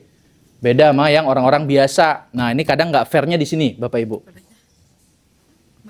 Ya kurang lebih 80% itu karyawan yang lapor, sudahan. Karena memang kalau orang pengusaha-pengusaha yang lain yang nggak pakai NPWP kan nggak kedetek. Nah kadang nggak fairnya seperti itu Bapak Ibu. Kita yang karyawan, punya usaha, tapi kita juga yang dikejar-kejar sama orang AR, petugas pajak sama AR. Tapi kalau yang nggak kedetek, yang nggak usah jauh-jauh lah, kakak saya sendirilah. Punya kontrakan, punya sawit, punya kos-kosan, segala macam lah. Nggak pernah lapor pajak, aman-aman aja. Kita yang lapor pajak, disuratin mulu. Nah itu, berburu di kebun binatang. Pasti sering dengar kan? Jadi kita ini udah kayak fish pot lah. Kita ini ikan di dalam kolam. Kayak lagu jadinya. Ikan di dalam kolam, udah si petugas pajak tinggal nyecer nih. Mana ikan yang gede, serok, kena. Tahun depan serok lagi, kena lagi. Begitu aja terus. Nah itu nggak fair, emang kurang adil. Mau sampai kapan? Sementara yang di luar banyak itu loh usaha-usaha nggak pernah lapor pajak sama sekali karena nggak kedetek. Nah mungkin era Kortek akan mewadahi itu nantinya. Karena ketarik semua data BPN, ya tanah segala macem, bank juga ketarik. Kalau bank memang dari dulu ketarik sih. Karena kan di PMK 19 tahun 2018, Bapak Ibu yang punya saldo 1M di akhir tahun, otoritas bank pasti report ke otoritas pajak. Oh ini si A gaji. Saldonya 1M. Nah itu ntar disuratin pasti. Makanya kalau Bapak Ibu yang punya saldo 1M di akhir tahun, tarik dulu. Boleh, ke rekening saya boleh juga, nggak apa-apa. Nariknya susah nanti. Tapi kalau nggak ditarik dulu, itu pasti kena udah. Pasti disuratin, 1M. Kemarin klien saya kena tuh, 3M. 3M dia nggak dikeluarin. Nah, setelah itu, tapi kan itu kan disuratin ya, SP2DK. Sepanjang kita bisa menjawab itu, ya nggak masalah. Nah, kebetulan Bapak itu tiap tahun bayar jadinya, gara-gara ada saldo ngedap itu, bayar dia. Nah, jeleknya kadang petugas pajak nggak mengedukasi itu. Yang penting bayar, setor. Nah, pas saya pegang, Pak, coba minta SPT terakhir Bapak. Saya lihat SPT-nya. Lah, ini di SPT Bapak udah ke-declare hartanya. Ada 7 miliar apa berapa gitu. Ya mengcover dong. Di ATM di bank Bapak ada uang 2M 3M ya nggak masalah dong. Kan di SPT udah dilapor. Akhirnya saya buatin surat balasan. 0, nggak bayar. Nah, sepanjang kita bisa jawab, nggak masalah. Terkadang kan petugas ya nembak-nembak aja, hoki-hoki gitu. Karena jeleknya mereka punya target. Tuh ya. Makanya kalau dapat gitu jangan panik. Konsultasi dulu sama siapa kayak Mamelek Pajak boleh, DM ya gitu. Kalau bisa 0 kenapa harus bayar gitu kan? Sepanjang kita benar. Makanya harta nih, salah satu nih. Ibu, Bapak punya harta, declare lah di SPT. Jangan ditahan-tahan. Tapi sesuaikan dengan income-nya, penghasilannya. Jangan sampai jomplang. Saya income setahun ini 100 juta, tiba-tiba masukin aset 1M. Dari mana asal-usulnya? Pasti disuratin udah. Kecuali sebelumnya udah ada harta 2M mungkin. Ya matching dong, ada aset bertambah lagi senilai 1M gitu. Kurang lebih begitu sih. Terus hak dan kewajiban, oke lah. Nah, objek pajak penghasilan pekerjaan bebas kita ya, kita termasuk Bapak Ibu kalau UMKM masih belum ada kepastian nih, mau nggak mau kita pakai NPPN. Saya sarankan ajukanlah NPPN. Pengajuannya itu akhir Maret di tahun berjalan. Jadi kalau Bapak Ibu 2026 ini mau pakai NPPN, pengajuannya nanti Maret terakhir. Baru berlaku. Tapi kalau nggak ngajuin, nggak bisa. Nanti penghasilan semisal setahun itu 400 juta, dari konten kreator langsung dikali tarif. Serem tarifnya. 30% bisa. 25%. Makanya ajuin NPPN. Sembari nunggu UMKM. Kalau UMKM berlaku, ya udah kita nggak usah pakai NPPN-nya. Kita pakai yang UMKM-nya 0,5%. Karena kita kan income-nya bersih. Iya nggak? Kalau konten kreator itu. Cuma dipotong lingkit aja 3%. Iya kan? Nggak apa-apa, 3% kita nggak ngapa-ngapain kok. Oke lah. Gitu. Pakailah NPPN. Minimal pakai NPPN. Ketimbang full tarif progresif. Nah, itu ya. Tapi yang 2025, ada yang bingung nih. Waktu itu saya notaris. Saya laporin, di 2026 laporin, mau pakai NPPN nggak bisa. Oh lumayan pajaknya ada belasan juta kena. Pak ini nggak bisa Pak, karena Bapak belum ngajuin NPPN. Nah waktu itu ada himbauan dari DJP, boleh mengajukan NPPN akhir Desember 2025. Akhirnya saya ajuin dulu, oh bisa bener. Ajuin, udah pakai NPPN. Pajaknya kecil, 700.000 berapa ya? Jauh bedanya, karena lapisan tarif tadi. Gitu. Oke, jenis penghasilan ya, ada profesi tadi dokter, konsultan, segala macam. Penjualan produk ya kita ini, kreator LinkedIn ya. Kita termasuk kategori penjualan produk, bisa pakai NPPN, bisa pakai tarif final UMKM. Tapi kalau jasa ibu bukan jualan, karena kan NPPN itu lebih ke jasa. Kalau NPPN bisa jasa, bisa jualan produk. Tapi kalau UMKM itu nggak bisa jasa. Contoh saya jasa konsultasi nih, itu nggak boleh masuk UMKM. Di luar kriteria, itu masuknya NPPN. Gitu. Tapi kalau kita jualan, ya itu masuknya boleh. Penjualan produk masuk ke UMKM boleh, NPPN juga boleh. Oke. Mana tadi? Metode NPPN dan tarif UMKM udah kita jelasin ya. Nah, batasan omset selama omset kita masih di bawah 4,8, oke, kita boleh pakai NPPN atau UMKM. Tapi kalau udah di atas itu tidak boleh. Paling enak sih ini UMKM ini. Nah, ini timeline tarif UMKM ya, sepanjang tahun. Mulainya waktu itu 2018 berlakulah PP 23 tahun 2018. Kalau sebelumnya 1% dari omset. Kalau 2018 itu jadi 0,5%. Sampailah 2024 terakhir. Ya, ketika 2024, 2025 gantung sampai sekarang. Tarif final diperpanjang setahun, namun tidak ada kepastian aturan. Sampai sekarang. Diperpanjang selamanya katanya. Tapi nggak ada aturan sampai sekarang. Ya, semoga segeralah. Karena itu mempermudah kita sebagai konten kreator. Contoh perhitungan pajak final untuk UMKM ya.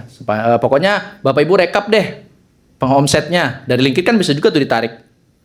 Enaknya lagi ya, tinggal download, rekap deh sebulan, omset saya sekian. Udah tinggal catat. Karena itu dilampirin nanti di SPT. Januari berapa, Februari berapa, sampai Desember. Gitu. Apa itu NPPN? Sudah, siapa yang berhak, bagaimana pelaporannya. Oke. Nah, perbedaan Kortek dan IFOM. Tadi udah dijelasin juga, kalau Kortek itu ngisinya dari awal, dari induk dulu ke lampiran. Kalau IFOM, dari lampiran baru ke induk. Perbandingan fitur, nanti kita coba lihat. Nah, ini contoh tampilan IFOM DJP Online. Bentuknya seperti ini. Dan dia berupa PDF yang bisa diedit. Kayak APK sih, PDF. Tapi sifatnya offline. Jadi kalau ada gangguan internet, ya nggak masalah. Kalau Kortek Bapak Ibu lagi ngisi udah mau selesai tiba-tiba hilang internet, bisa ngulang lagi dari awal. Itu bahayanya ya, makanya cari tempat yang bagus jaringannya. Nah ini kalau ini kan mungkin pernah lah ya, kliknya di sini nih sebelumnya atau submit, menunya di situ, kurang lebih begini tampilannya. Kalau Kortek sekarang begini. Nah ya lebih oke lah tampilannya ya, tapi lebih menambah pekerjaan. Oke, manfaat Cortex. Dari Google sih manfaatnya begini ya, tapi menurut saya masih lebih banyak nyusahinnya ya. Mungkin ya, tahun ini, mungkin tahun depan makin susah lagi. Tapi semoga enggak, semoga bagus lah. Aduh, Cortex. Karena pas era Cortex, saya kerjanya kayak kalong Bapak Ibu. Malam. Iya kan? Kalau yang akses Cortex itu pagi down. Siang down, sore down. Malam let me down gitu. Malam dia baru bisa diakses tuh malam, ya Allah. Sampai saya sakit 2 minggu loh gara-gara Cortex. Aduh.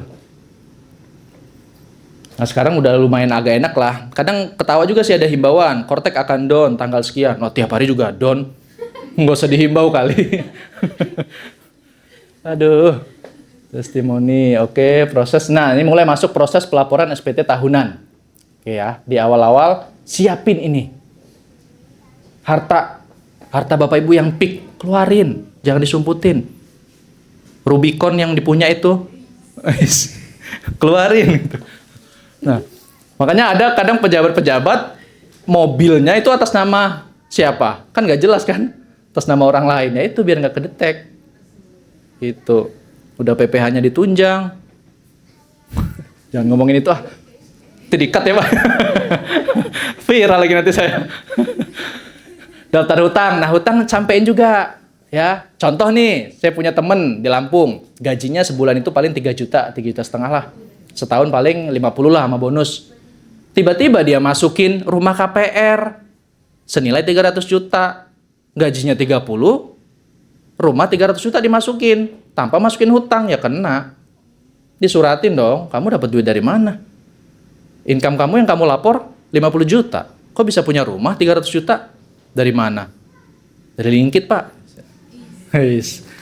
Kalau Linkit ya nyampein berarti masukin. Nah, salahnya dia KPR, dia nyicil. Sebulan itu 700 apa berapa gitulah. Nah, masukin juga ketika kita declare harta kita KPR 300 juta, masukin hutangnya juga 280 juta semisal. Semisal selisihnya, karena udah diangsur selama setahun. Nah, itu ya, Bapak Ibu yang mungkin masih ada harta yang belum di-declare, silakan declare. Ada lagi kemarin klien, ngobrol-ngobrol 12M asetnya. Emasnya 1,4 kilo. Gak dimasukin, rumahnya 3, mobilnya mewah. Aduh, saya cek, saya minta SPT-nya udah 5 tahun ke belakang. Saya lihat, wah ini sesuai sama income-nya. Satu tahun itu 1M sekian. Oke dong, punya aset 12M selama bertahun-tahun. Ya kan? Tapi sayangnya nggak dimasukin gitu loh. Bahaya nantinya. Makanya better masukin. Ini ada 2 opsi Bu, silakan pilih. Mau pembetulan ke belakang, masukin asetnya, jadi cuma betulin masukin aset doang, sehingga terdeklar semua di SPT. Atau mau nyicil nih mulai masukin tahun ini, masukin sesuai income Ibu tahun ini. Jangan tiba-tiba 12M, blek masuk, income-nya 1M. Nah, kan gap-nya kelihatan. Pasti disuratin. Saya berani jamin pasti. Karena mereka sistem DJP itu ada ngefilter kelihatan gitu. Makanya lebih baik cicil lah masukin hartanya. Sesuai income-nya ya. Tuh, lalu daftar piutang juga. Kalau Ibu biasa ngutangin temennya yang nggak dibayar-bayar, catat juga masukin daftar piutang. Nanti NPWP si peminjam dimasukin juga ini. Era Cortex dimasukin loh. Hutangnya ke siapa, masukin NIK-nya atau NPWP-nya. Jadi semua kedetek, saling sinkronisasi. Gitu. Saya minjam sama kakaknya, nah NPWP saya nanti dimasukin ke SPT-nya. Jadi ketarik. Ini kira-kira make sense nggak? Bener nggak minjemnya ke Abdul ini? Abdul aja income-nya kecil kok bisa diminjemin duit? Nah gitu. Larinya ke situ. Luas banget Cortex. Canggih sih emang. Itu ya. Lalu susunan keluarga. Ini udah otomatis sih. Otomatis masuk sesuai kakak yang terdaftar. Bukti potong juga. Kalau cuma punya A1 karyawan ya oke lah. Tapi kalau yang punya banyak. Nah. Saya kemarin coba buka Cortex juga. Waduh. Banyak bukti potongnya. Karena dari ya kayak endorsan, ya dari yang lain masuk semua ketarik. Jadi mau nggak mau dilapor. Kalau era DJP online jujur pernah saya hapus aja deh. Udah lumayan banyak. Kalau sekarang nggak bisa, gitu loh. Kedetek semua ya kudu dibayar ya udahlah oke lah. Asal jangan buat beli Rubicon. Oke, ini kita mulai proses pendaftaran awal. Ini ya tampilannya seperti ini. Bapak Ibu kalau udah baru mau login, pilihnya ini, lupa kata sandi. Karena nggak bakal bisa login Karena awal prosesnya memang harus lupa kata sandi. Buat mengganti nantilah. Nih, ketika kita klik tadi lupa kata sandi, maka dia muncul seperti ini. Ini di sini nick kita ya. Nah, lalu kita pilih mau pakai surat elektronik, ke email atau ke handphone. Ketika kita klik surat elektronik, maka muncul tujuan konfirmasi email. Email yang terdaftar di kita. Dia munculin clue-nya nih. Kita pasti tahu dong, ini email kita nih. Ya udah kita tinggal lengkapin. Show buruya segala macam gitu-gitu. Baru dia masukin captcha, ajuin. Udah nanti dapat email. Baru perubahan email di situ, perubahan pasport. Pasportnya apa terserah, yang jelas ada kombinasi angka, huruf besar kecil dan kode, entah pagar, bintang gitu. Barulah Bapak Ibu bisa login ke Cortex-nya. Oke. Nah, persiapan login. Tadi udah masuk ya, kita anggap sudah ganti paspor. Ini kita trial. Sebenarnya enak itu langsung trial ya, ketimbang ngeliat PDF. Udah sering lah mungkin ngeliat PDF. Cuman ya waktunya pasti nggak cukup. Jam 12, Bu. Terus. Lanjut. Singkat aja ya. Ya Allah nggak terasa. Jam 12. Nggak terasa tiba-tiba udah tua aja nih kita. Login ya, login masukin nick, masukin pasportnya, oke. Kalau ini bukti potong yang kita punya nanti silakan di-download buat rekap di Excel. Jadi pastikan Ibu harus ngerekap penghasilan atau bukti potong di Excel. Simulasi dulu lah, perhitungannya disimulasi biar nanti ketahuan. Di Excel pajaknya sekian, harusnya di Cortex juga sama. Buat data kita. Ya, karena kan pajak munculnya nanti 4 tahun ke depan baru dia nongol. Kita bingung nanti, ini historinya dari mana gitu loh. Jadi harus punya histori, wajib. Oke, bukti potong diunduh aja dari sini buat arsip kita. Nah, ini bukti potongnya gini ya, sama tampilan kayak tadi udah kita lihat. Lalu pembuatan konsep. Konsep SPT di sini, menunya pasti di atas ini. Bapak Ibu cukup concern ke SPT. Pilih surat pemberitahuan, lalu pilih yang buat konsep SPT. Nah, ya, buat konsep SPT, pilih masa pajak. Pilih PPh orang pribadi, lalu klik lanjut. Lalu pilih SPT tahunan dan masanya 2025 pasti. Klik lanjut. Nah, dapatlah di sini di menu buat konsep SPT ini. Lalu klik tanda pensil. Pensilnya diklik, barulah kita mulai ngisi nih pengisiannya. Nah, di header SPT-nya kepalanya pasti muncul begini. Ya, ini udah otomatis pencatatan. Lalu ini sesuai dengan saat pertama kali Bapak Ibu ngajuin NPWP. Pilihnya apa? Pekerjaan bebas atau kegiatan usaha. Kalau kita yang konten kreator dan juga karyawan, ini udah otomatis pekerjaan. Nah, kita tinggal tambahin. Kita punya kegiatan usaha atau pekerjaan bebas. Checklistnya jangan dari sini, nggak bakal bisa. Checklistnya dari informasi umum. Ya, menu portal informasi umum, edit di situ. Pokoknya di informasi umum itu lengkap. Data keluarga, data ekonomi. Nah, pilihnya di data ekonomi. Kita tambahin pekerjaan bebas kita apa, sehingga nanti di sini bisa di checklist. Oke. Nah, ini pilih tadi ya. KK, pisah harta, atau minta terpisah. Pilihannya hanya ini. Kalau Bapak Ibunya KK, berarti ya udah nggak usah diisi, kosongin aja. Jangan diisi. Kalau KK ya. Oke. Nah, ini poin utama di induk hanya 4 ini. Maksudnya poin penghasilan. Kita tinggal pilih ya atau tidak. Apakah memiliki penghasilan dalam negeri dari pekerjaan? Kalau karyawan berarti ya. Nah, ketika kita klik iya, maka muncul lampiran di atas. Nih, di induk ini tadi, ini lampirannya muncul nih. Semakin kita banyak jawab ya, lampirannya semakin banyak. Oh ya udah, jawab tidak aja deh, biar simpel. Nggak bisa, harus sesuaikan nama keadaan Bapak Ibu. Makanya ya banyak. Nah, saran saya, ketika sudah mengklik jawab iya, ya ketika ada jawab mana tadi? Nah, ketika udah jawab ya, muncul lampirannya, langsung isi lampirannya. Jangan dijawab dulu semua. Nanti bingung tadi yang mana ya lampirannya, nggak bakal hafal. Ya, pasti nggak bakal hafal. Saya juga nggak hafal kok isinya. Nah, oke ya. Kalau pekerjaan bebas ini nih, tergantung Bapak Ibu pakai NPPN atau UMKM. Kalau UMKM yang di bawah. Ini jawab tidak, semisal pakainya UMKM. Nah, ini jawab iya. Apa Anda menerima penghasilan dalam negeri lainnya? Nah, ini UMKM. Nah, kalau ini penghasilan luar negeri, kalau ada ya boleh masukin. Kalau ada, kalau enggak ya tidak aja jawabnya. Oke ya. Nah, nanti begini, induk kita jawab ya, kita isi lampiran. Induk balik ke induk lagi, jawab lagi ya, isi lampirannya. Begitu seterusnya. Ya, jangan dijawab dulu semuanya, bingung nanti. Oke, lalu penyampaian SPTOP. Saya nggak trialin inputnya ya, harusnya memang detail cara masukin hartanya. Saya punya kripto gimana masukinnya, punya saham gimana masukinnya, Bitcoin segala macam. Harusnya seperti itu. Cuman waktunya pasti nggak cukup. Nah, ini di bawah induk yang kita jawab tadi ya tidak ya tidak. Nah, paling bawah begini nih. Kita tinggal checklist, oke. Lalu tanda tangan, simpan konsep, bayar dan lapor. Tanda tangannya tadi sertifikat elektronik. Selesai deh, dapat deh namanya BPE nanti. Ya, ini sertifikat elektroniknya. Baru selesai, nih. SPT dilaporkan. Ini bukti penerimaan elektroniknya. Tapi jangan buru-buru ya Bapak Ibu, jangan ngerasa gerusuh ngisinya. Pastikan benar. Kayak tadi, hutang, piutang, hartanya, jangan sampai keliru. Oke. Sudah sementara ini udah 12,9 juta yang lapor SPTOP. Sisanya masih banyak. Kita kan jumlah penduduk 280-an ya. Ya yang ber-NPWP mungkin berapa lah. Ya, yang jelas ini masih kurang banyak, kurang jauh. Apakah ada yang udah lapor? Belum ada ya? Sama, saya juga belum. Santai aja. Nah, kalau mau lengkap nanti saya ada ngadain pelatihan SPT tahunan itu tepatnya di Sofian Hotel Tebet. Kurang lebih pesertanya udah baru 30-an sih. Memang nggak banyak-banyak kita. Karena kita mayoritas, kita prioritasin biar semua peserta pulang dari situ udah bisa lapor gitu. Jadi kalau mau ikut ya silakan di Sofian Hotel Tebet. Oke, terima kasih. Sekian dari saya. Tepuk tangan buat kita semua.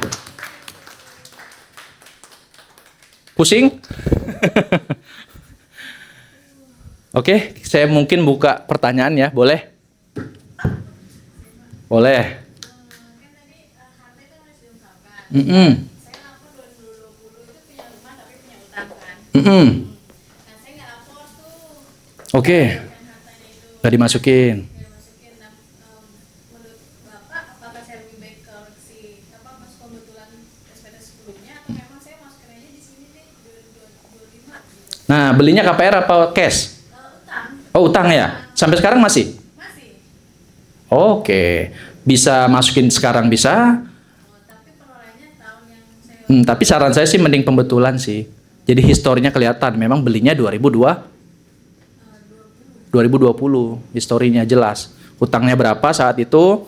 Aset rumahnya semisal 500 juta, berarti hutangnya selisihnya lah yang udah dibayar tahun itu berapa? tapi kan di JP kan udah nggak bisa nih diakses ya. Itu kan belum Bisa, bisa. Saya kemarin kebetulan ibu-ibu kode verifikasi pas tahap mana? masuk biasanya kan bener-bener di email atau HP. Oh enggak sih, saya kemarin enggak. Iya, baru berapa hari yang lalu. Ibu-ibu datang dari Bandung, ketemuan saya kesini nyetir sendiri Pak. Saya sepanjang jalan dredeg nih, pusing karena disuratin sama orang pajak. Dia punya ada uang 3M itu terkait itu. Akhirnya saya betulin lah SPT yang sebelum-sebelumnya. Pakai DJP online, bisa. Terus satu lagi Pak, kan di apa Protex kan ada apa masukin hartanya tuh detail banget kan Iya. sama nomor akun, Betul, rekeningnya, betul. kan, kalau punya tabungan. Betul. Nah itu nomor rekening apakah emang harus diisi ya Pak? Harusnya iya, sesuai data. Bisa nggak bisa udah strip aja gitu sama aja gitu. Pun kalau mau diisi tidak sesuai itu bisa, tapi jangan strip. Dia pasti ditolak. Kalau saya 0000 bisa, karena kan kudu masukin NPWP bank. Yang benar dimasukin. Cuma secara kalau kita masukinnya 00 doang, nanti ke depannya ada masalah atau enggak, saya kurang paham juga. Ya, teman apakah nanti dianggap tidak melaporkan SPT dengan benar? Bisa jadi. Ya, cuman bisa berargumen lah, Pak, saya sulit mendapatkan NPWP-nya, bisa. Semua itu bisa masih debatable lah sama petugas pajak mah, bisa debat sepanjang masuk akal ya bisa gitu. Ya jangan kalau gelapin ya gelap jadinya. Gitu. Iya. Rumahnya ada berapa Bu? Satu. Nah itu tuh klien saya 3 loh, 3 apa 4 itu belum dimasukin semuanya. Lebih repot lagi tuh malahan. Oke, ada lagi? Ya boleh. Penasaran sebenarnya lebih ke ini sih kan biasanya tuh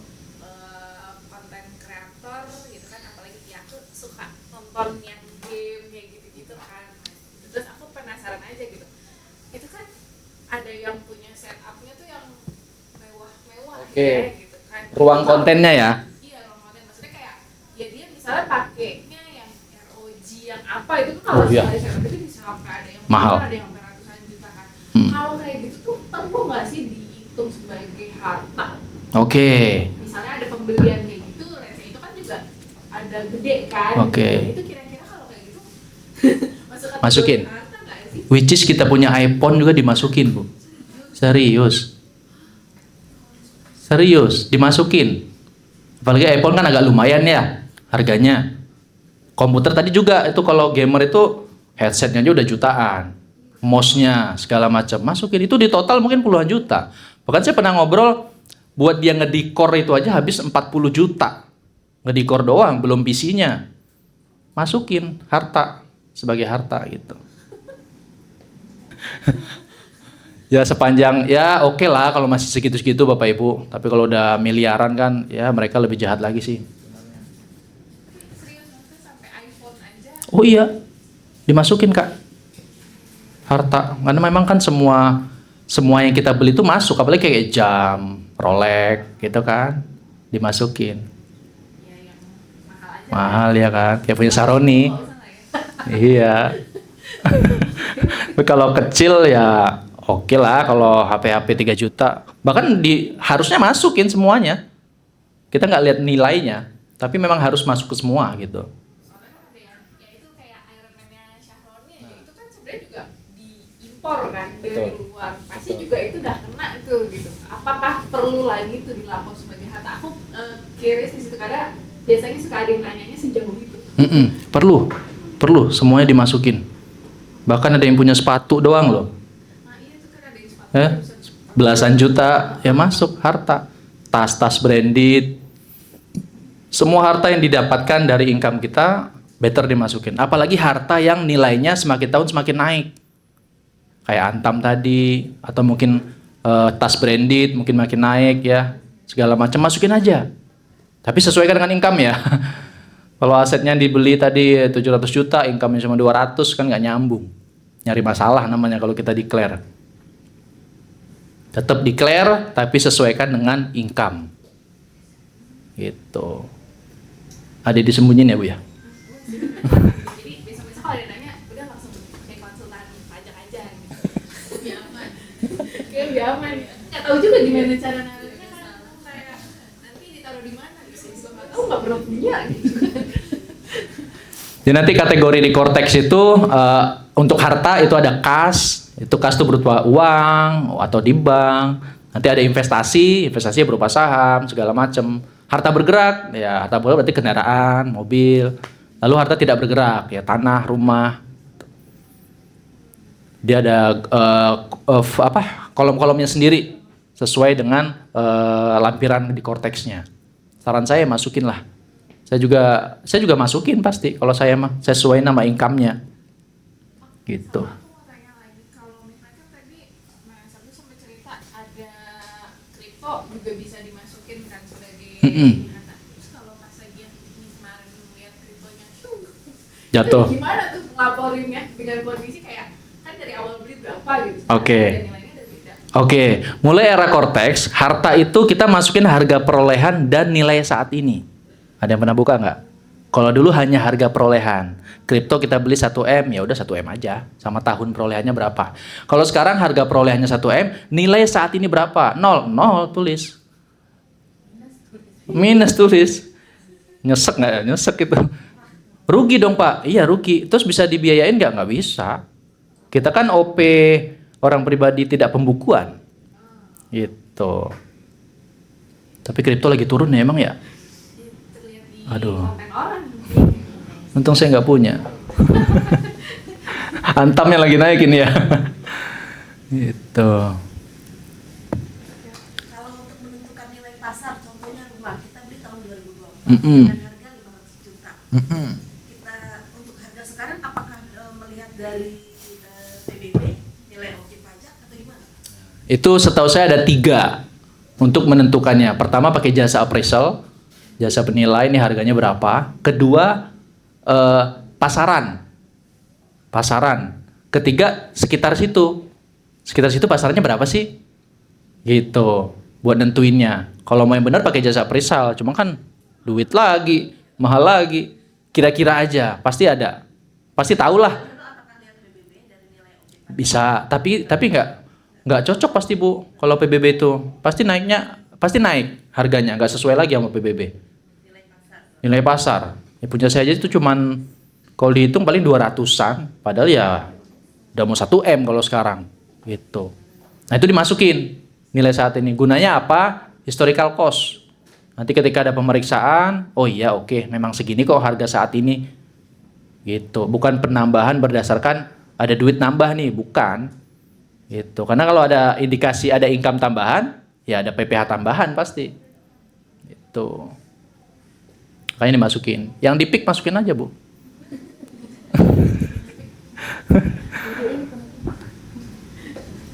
Oke. Boleh.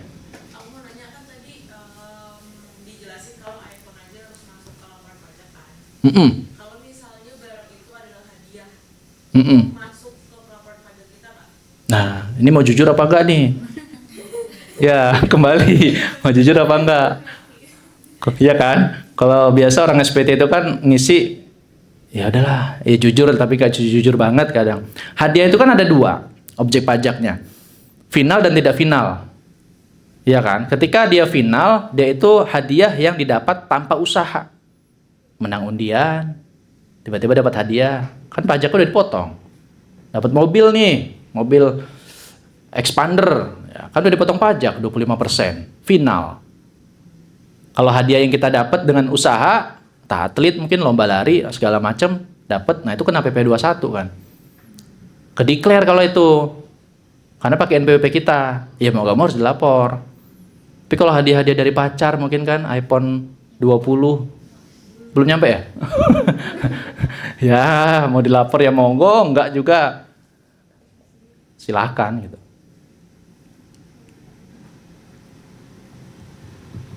Sama aku mau nanya lagi Satu, Kalau oke. misalnya, kan tadi kendaraan juga termasuk ya untuk dilapor gitu. Kalau kendaraannya karena satu dan lain hal udah nggak diproduksi lagi, kita ngikutin nilai pasar dari mana ya? Udah nggak ada beredar lagi sama sekali ya? Maksudnya Oh. kayak ya ada tapi kan udah nggak dijual lagi di showroom, udah nggak ada gitu ya. Let's say kayak contoh Indomobil itu kan dia ada yang brand-brand yang oh nih aku masih mau dijalanin nih di pasar Indonesia, at some point nggak dilanjutin nih, contoh kayak Datsun, terus sekarang ini juga lagi ke yang Citroen or anything lah gitu. Yang at some point pasti kan ada dia berhentinya tuh. Kalau orang yang udah terlanjur beli gitu terus dia mesti lapor, kan dia cuma tahu harga nilai pada saat dia Ya, beli. kan, OTR-nya itu. Oke. Terus nanti pas udah lewat berapa lama udah nggak ada, dia patokannya dari mana ya? Punya Facebook gak? Oh ya ampun, dari situ. Iya, kan kelihatan tuh jual beli pasarannya. OLX ada, Facebook ada, Kayak gitu, Mas. bisa, Indikator itu boleh ya? boleh. Itu salah satu. Jasa appraisal bisa, tadi kan cuma bayar. Pakai itu juga bisa kok. Harga pasaran di marketplace berapa sih? Ketahuan. Pasti ada masih yang jual. Masalahnya kan ada juga ya, itu kan kalau yang ceritanya oh udah nggak ada ini, terus ada penyakitnya nih yang orang yang saking kayanya lah gitu, mobilnya khusus datengin di sini nggak ada gitu, ya pesen lah dari luar gitu kan. Ini patokannya pakai harga di mana gitu, karena kan di Indonesia Nggak ada. Nah itu agak sulit sih Bang. Karena memang nggak, ya pertama pasarannya nggak ada itu barang. Karena tergolong barang mewah berarti kan. Dari adanya hanya di luar negeri, mungkin di Indo hanya beberapa doang. Ya pakai harga perolehan awal sih. Kita pakai tetap samain aja. Karena memang kita nggak tahu pasarannya berapa. Atau mau pakai jasa presale tadi gitu. Tapi nggak perlu sih menurut saya sih.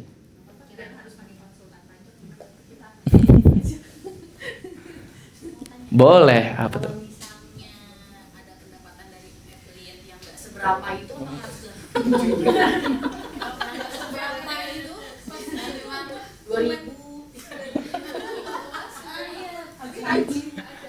tapi kalau ada cuman ada dapat di apa sih kirim dia bukti potong dari Shopee-nya juga Iya, kan. saya juga dapat kok. Enggak, tapi dibanding kami nggak seberapa.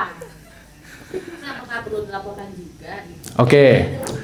Kita kan metodenya self assessment ya.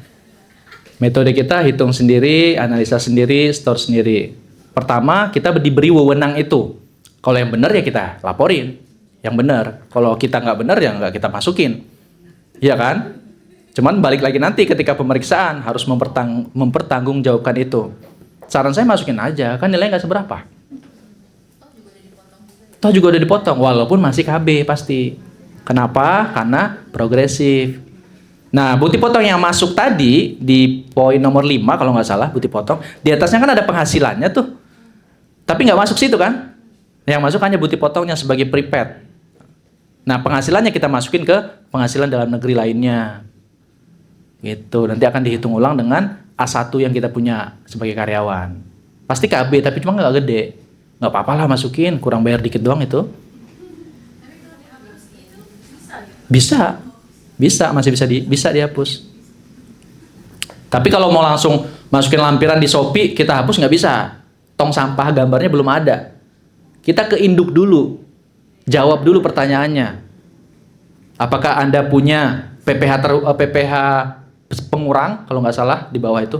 Klik iya. Nah, baru kita masuk ke Shopee tadi. Dia ada gambar tong sampah tuh. Silakan hapus semuanya. Bisa, tapi pertanggungjawabkan nanti ya. Gitu. Nominalnya kecil, dilaporkan ya. Buat apa kamu tahu itu? Kamu tahu itu lah. Bikin pusing ya. Oh, lebih ke malu ya.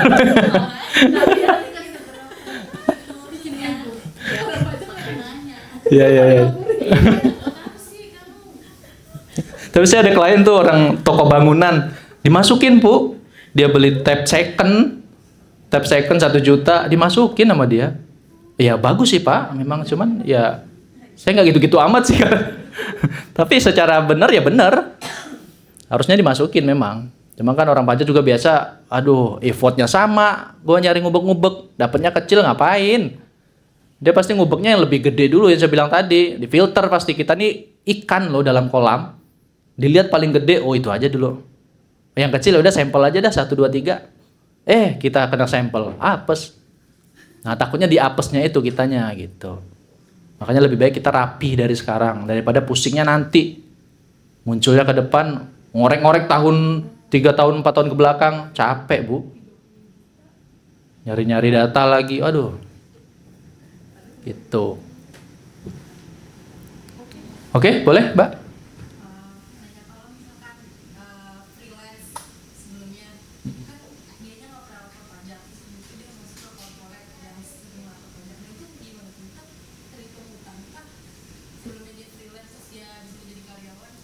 Dia freelance gak dapat bukti potong. Masa? Freelance apa sih?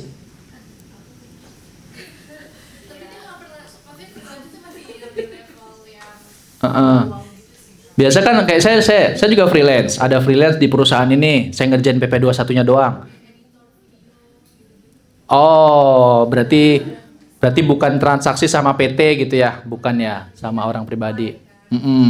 Oke, terus suatu ketika dia udah punya banyak nih hartanya, berarti ya dia nggak punya lapor SPT. Terus dia masuk ke perusahaan, dia buat NPWP, akhirnya harus lapor SPT. Pertanyaannya, harta yang sebelumnya gimana gitu? Nah, kembali ke tadi yang saya bilang, harus dihitung ulang, bisa pembetulan atau bisa masukin saat itu dicicil. Kalau cara nakalnya ya, nakal dibilang bener ya nggak bener sih, karena memang harusnya kan dia lapor dari dulu gitu. Seumpama gaji dari dulu itu selama freelance masih di bawah PTKP, oke, nggak ada masalah, memang masih di bawah PTKP. Tapi kalau di atas PTKP kan kudu lapor SPT. Nah, kalau yang bener adalah pembetulan. Itu pembetulan dilapor, dimasukin asetnya. Harusnya ya. Tapi biasanya orang nggak mau, udah mulai saat ini aja dah dicicil, masukin hartanya. Saya tahun ini kerja dapat 100 juta. Biaya hidup paling ya 6 juta, 8 juta lah biaya hidup. Berarti bersih masih 92 juta. Udah harta tadi berapa tuh? Masukin. Cicil. Kalau masih kecil-kecil gitu, insya Allah petugas pajak nggak lihat lah gitu. Kecuali sampel tadi ya, apes sih. Gitu. Ada lagi Bapak Ibu? Banyak, saya lihat banyak ini. Tinggal dikeluarin doang ini. Makanya kalau 100 orang gimana ini kata saya. Alamat KTP sama NPWP saya beda nih. Betul. Nah, maksud saya tahun sebelumnya kan berarti masih pakai yang alamat NPWP. Dapat bukti potongnya juga alamat NPWP yang lama dan KTP-nya KTPA. Apakah saya harus ganti alamat dengan pasti KTP-nya berubah? Betul. Ya kan? Terus bukti maksudnya nanti perusahaan pakai NPWP yang baru apa gimana ya Pak? Kan pasti KPP kode KPP-nya beda ya. NPWP itu gimana? Sebenarnya kalau beda alamat itu concernnya adalah income-nya. Income-nya masuk kemana nih jadinya? Ibu kan domisilinya Jakarta. NPWP Ibu Bandung. Ketika NPWP Ibu Bandung, income pajaknya itu kan nanti masuknya ke Bandung. Sementara itu adalah haknya Jakarta. Sebenarnya sama ke negara juga duitnya. Tapi harusnya ya dirubah. Sesuai KTP domisili. Jadi income-nya di PP 21 nanti ketika lapor SPT segala macam ya larinya ke KPP Jakarta sekarang. Itu harusnya sesuai dengan alamat harusnya. Cuman ada case memang ini kan nggak terlalu krusial ya masalah ini. Kalau badan krusial. Kalau OP mungkin nggak. Karena ada teman saya disuratin SP2DK orang pribadi. Dia KTP-nya udah di sini tapi NPWP-nya masih di Jawa. Denda 200 juta. Gede, karena emang income dia gede, freelance-nya banyak, segitu. Nah dia mau pindah nih, nggak bolehin sama orang Jawa, ditahan. Oh janganlah Pak, sini aja Pak, kan gede PPh-nya, iya kan? Nah secara aturan harusnya dia ke sini dong, domisilinya di sini, penghasilannya di sini, tapi pihak KPP-nya sendiri ya nggak boleh, karena ngurangin income dia nantinya, targetnya berkurang, gitu. Ada target soalnya, tugas pajak. Gitu. Oke, udah mulai tercerahkan, masih ada unek-unek. Sehingga pulang tuh udah terjawab lah gitu. Sedikit banyak, seenggaknya diri kita sendirilah Bapak Ibu bisa mengcover. Kita nggak perlu tahu banyak tentang pajak, tapi seenggaknya bisa mengcover diri kita sendiri. Minimal diri dan keluarga lah kalau bisa. Kalau mau semuanya ya jadi konsultan gitu. Karena pusing Bapak Ibu kalau udah berurusan sama pajak itu. Waktu, tenaga, biaya. Better rapi sesuai dengan tax planning ya. Jadi kita juga patuh taat pajak, tapi ya jangan pasrah juga mau bayar pajak gede-gede. Manfaatkan fasilitas yang ada. NPPN, tarif final UMKM manfaatin. Boleh, sah-sah aja. Contoh nih, saya karyawan. Saya udah dipotong A1, nihil dong. Seperti tahunannya, saya punya penghasilan dari Linkit, semisal 400 juta. Kalau digabung kan tarif progresifnya gede. Saya pakai tarif final UMKM, di bawah 500 juta nol, nggak ada PPh-nya. Kebayang ya? Saya lapor SPT tahunan, income-nya saya masukin 400 juta di penghasilan UMKM, ya kan ada menunya tuh di bawah 500 juta masih nol. Ya udah, saya dapat duit, saya nggak bayar pajak, tapi saya bener. Kalau orang yang nggak tahu 400 juta langsung kali progresif 1525 setor dia, sama-sama bener nih orang. Cuma yang satu nggak setor, satunya setor. Pilih mana? Nggak setor pasti. Gitu. Makanya minimal NPPN, minimal separuh itu.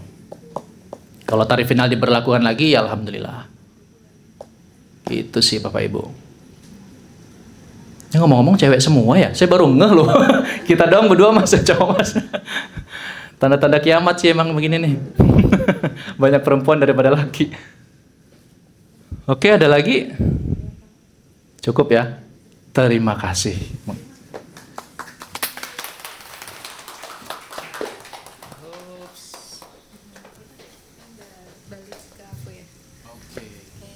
Terus selesai ya?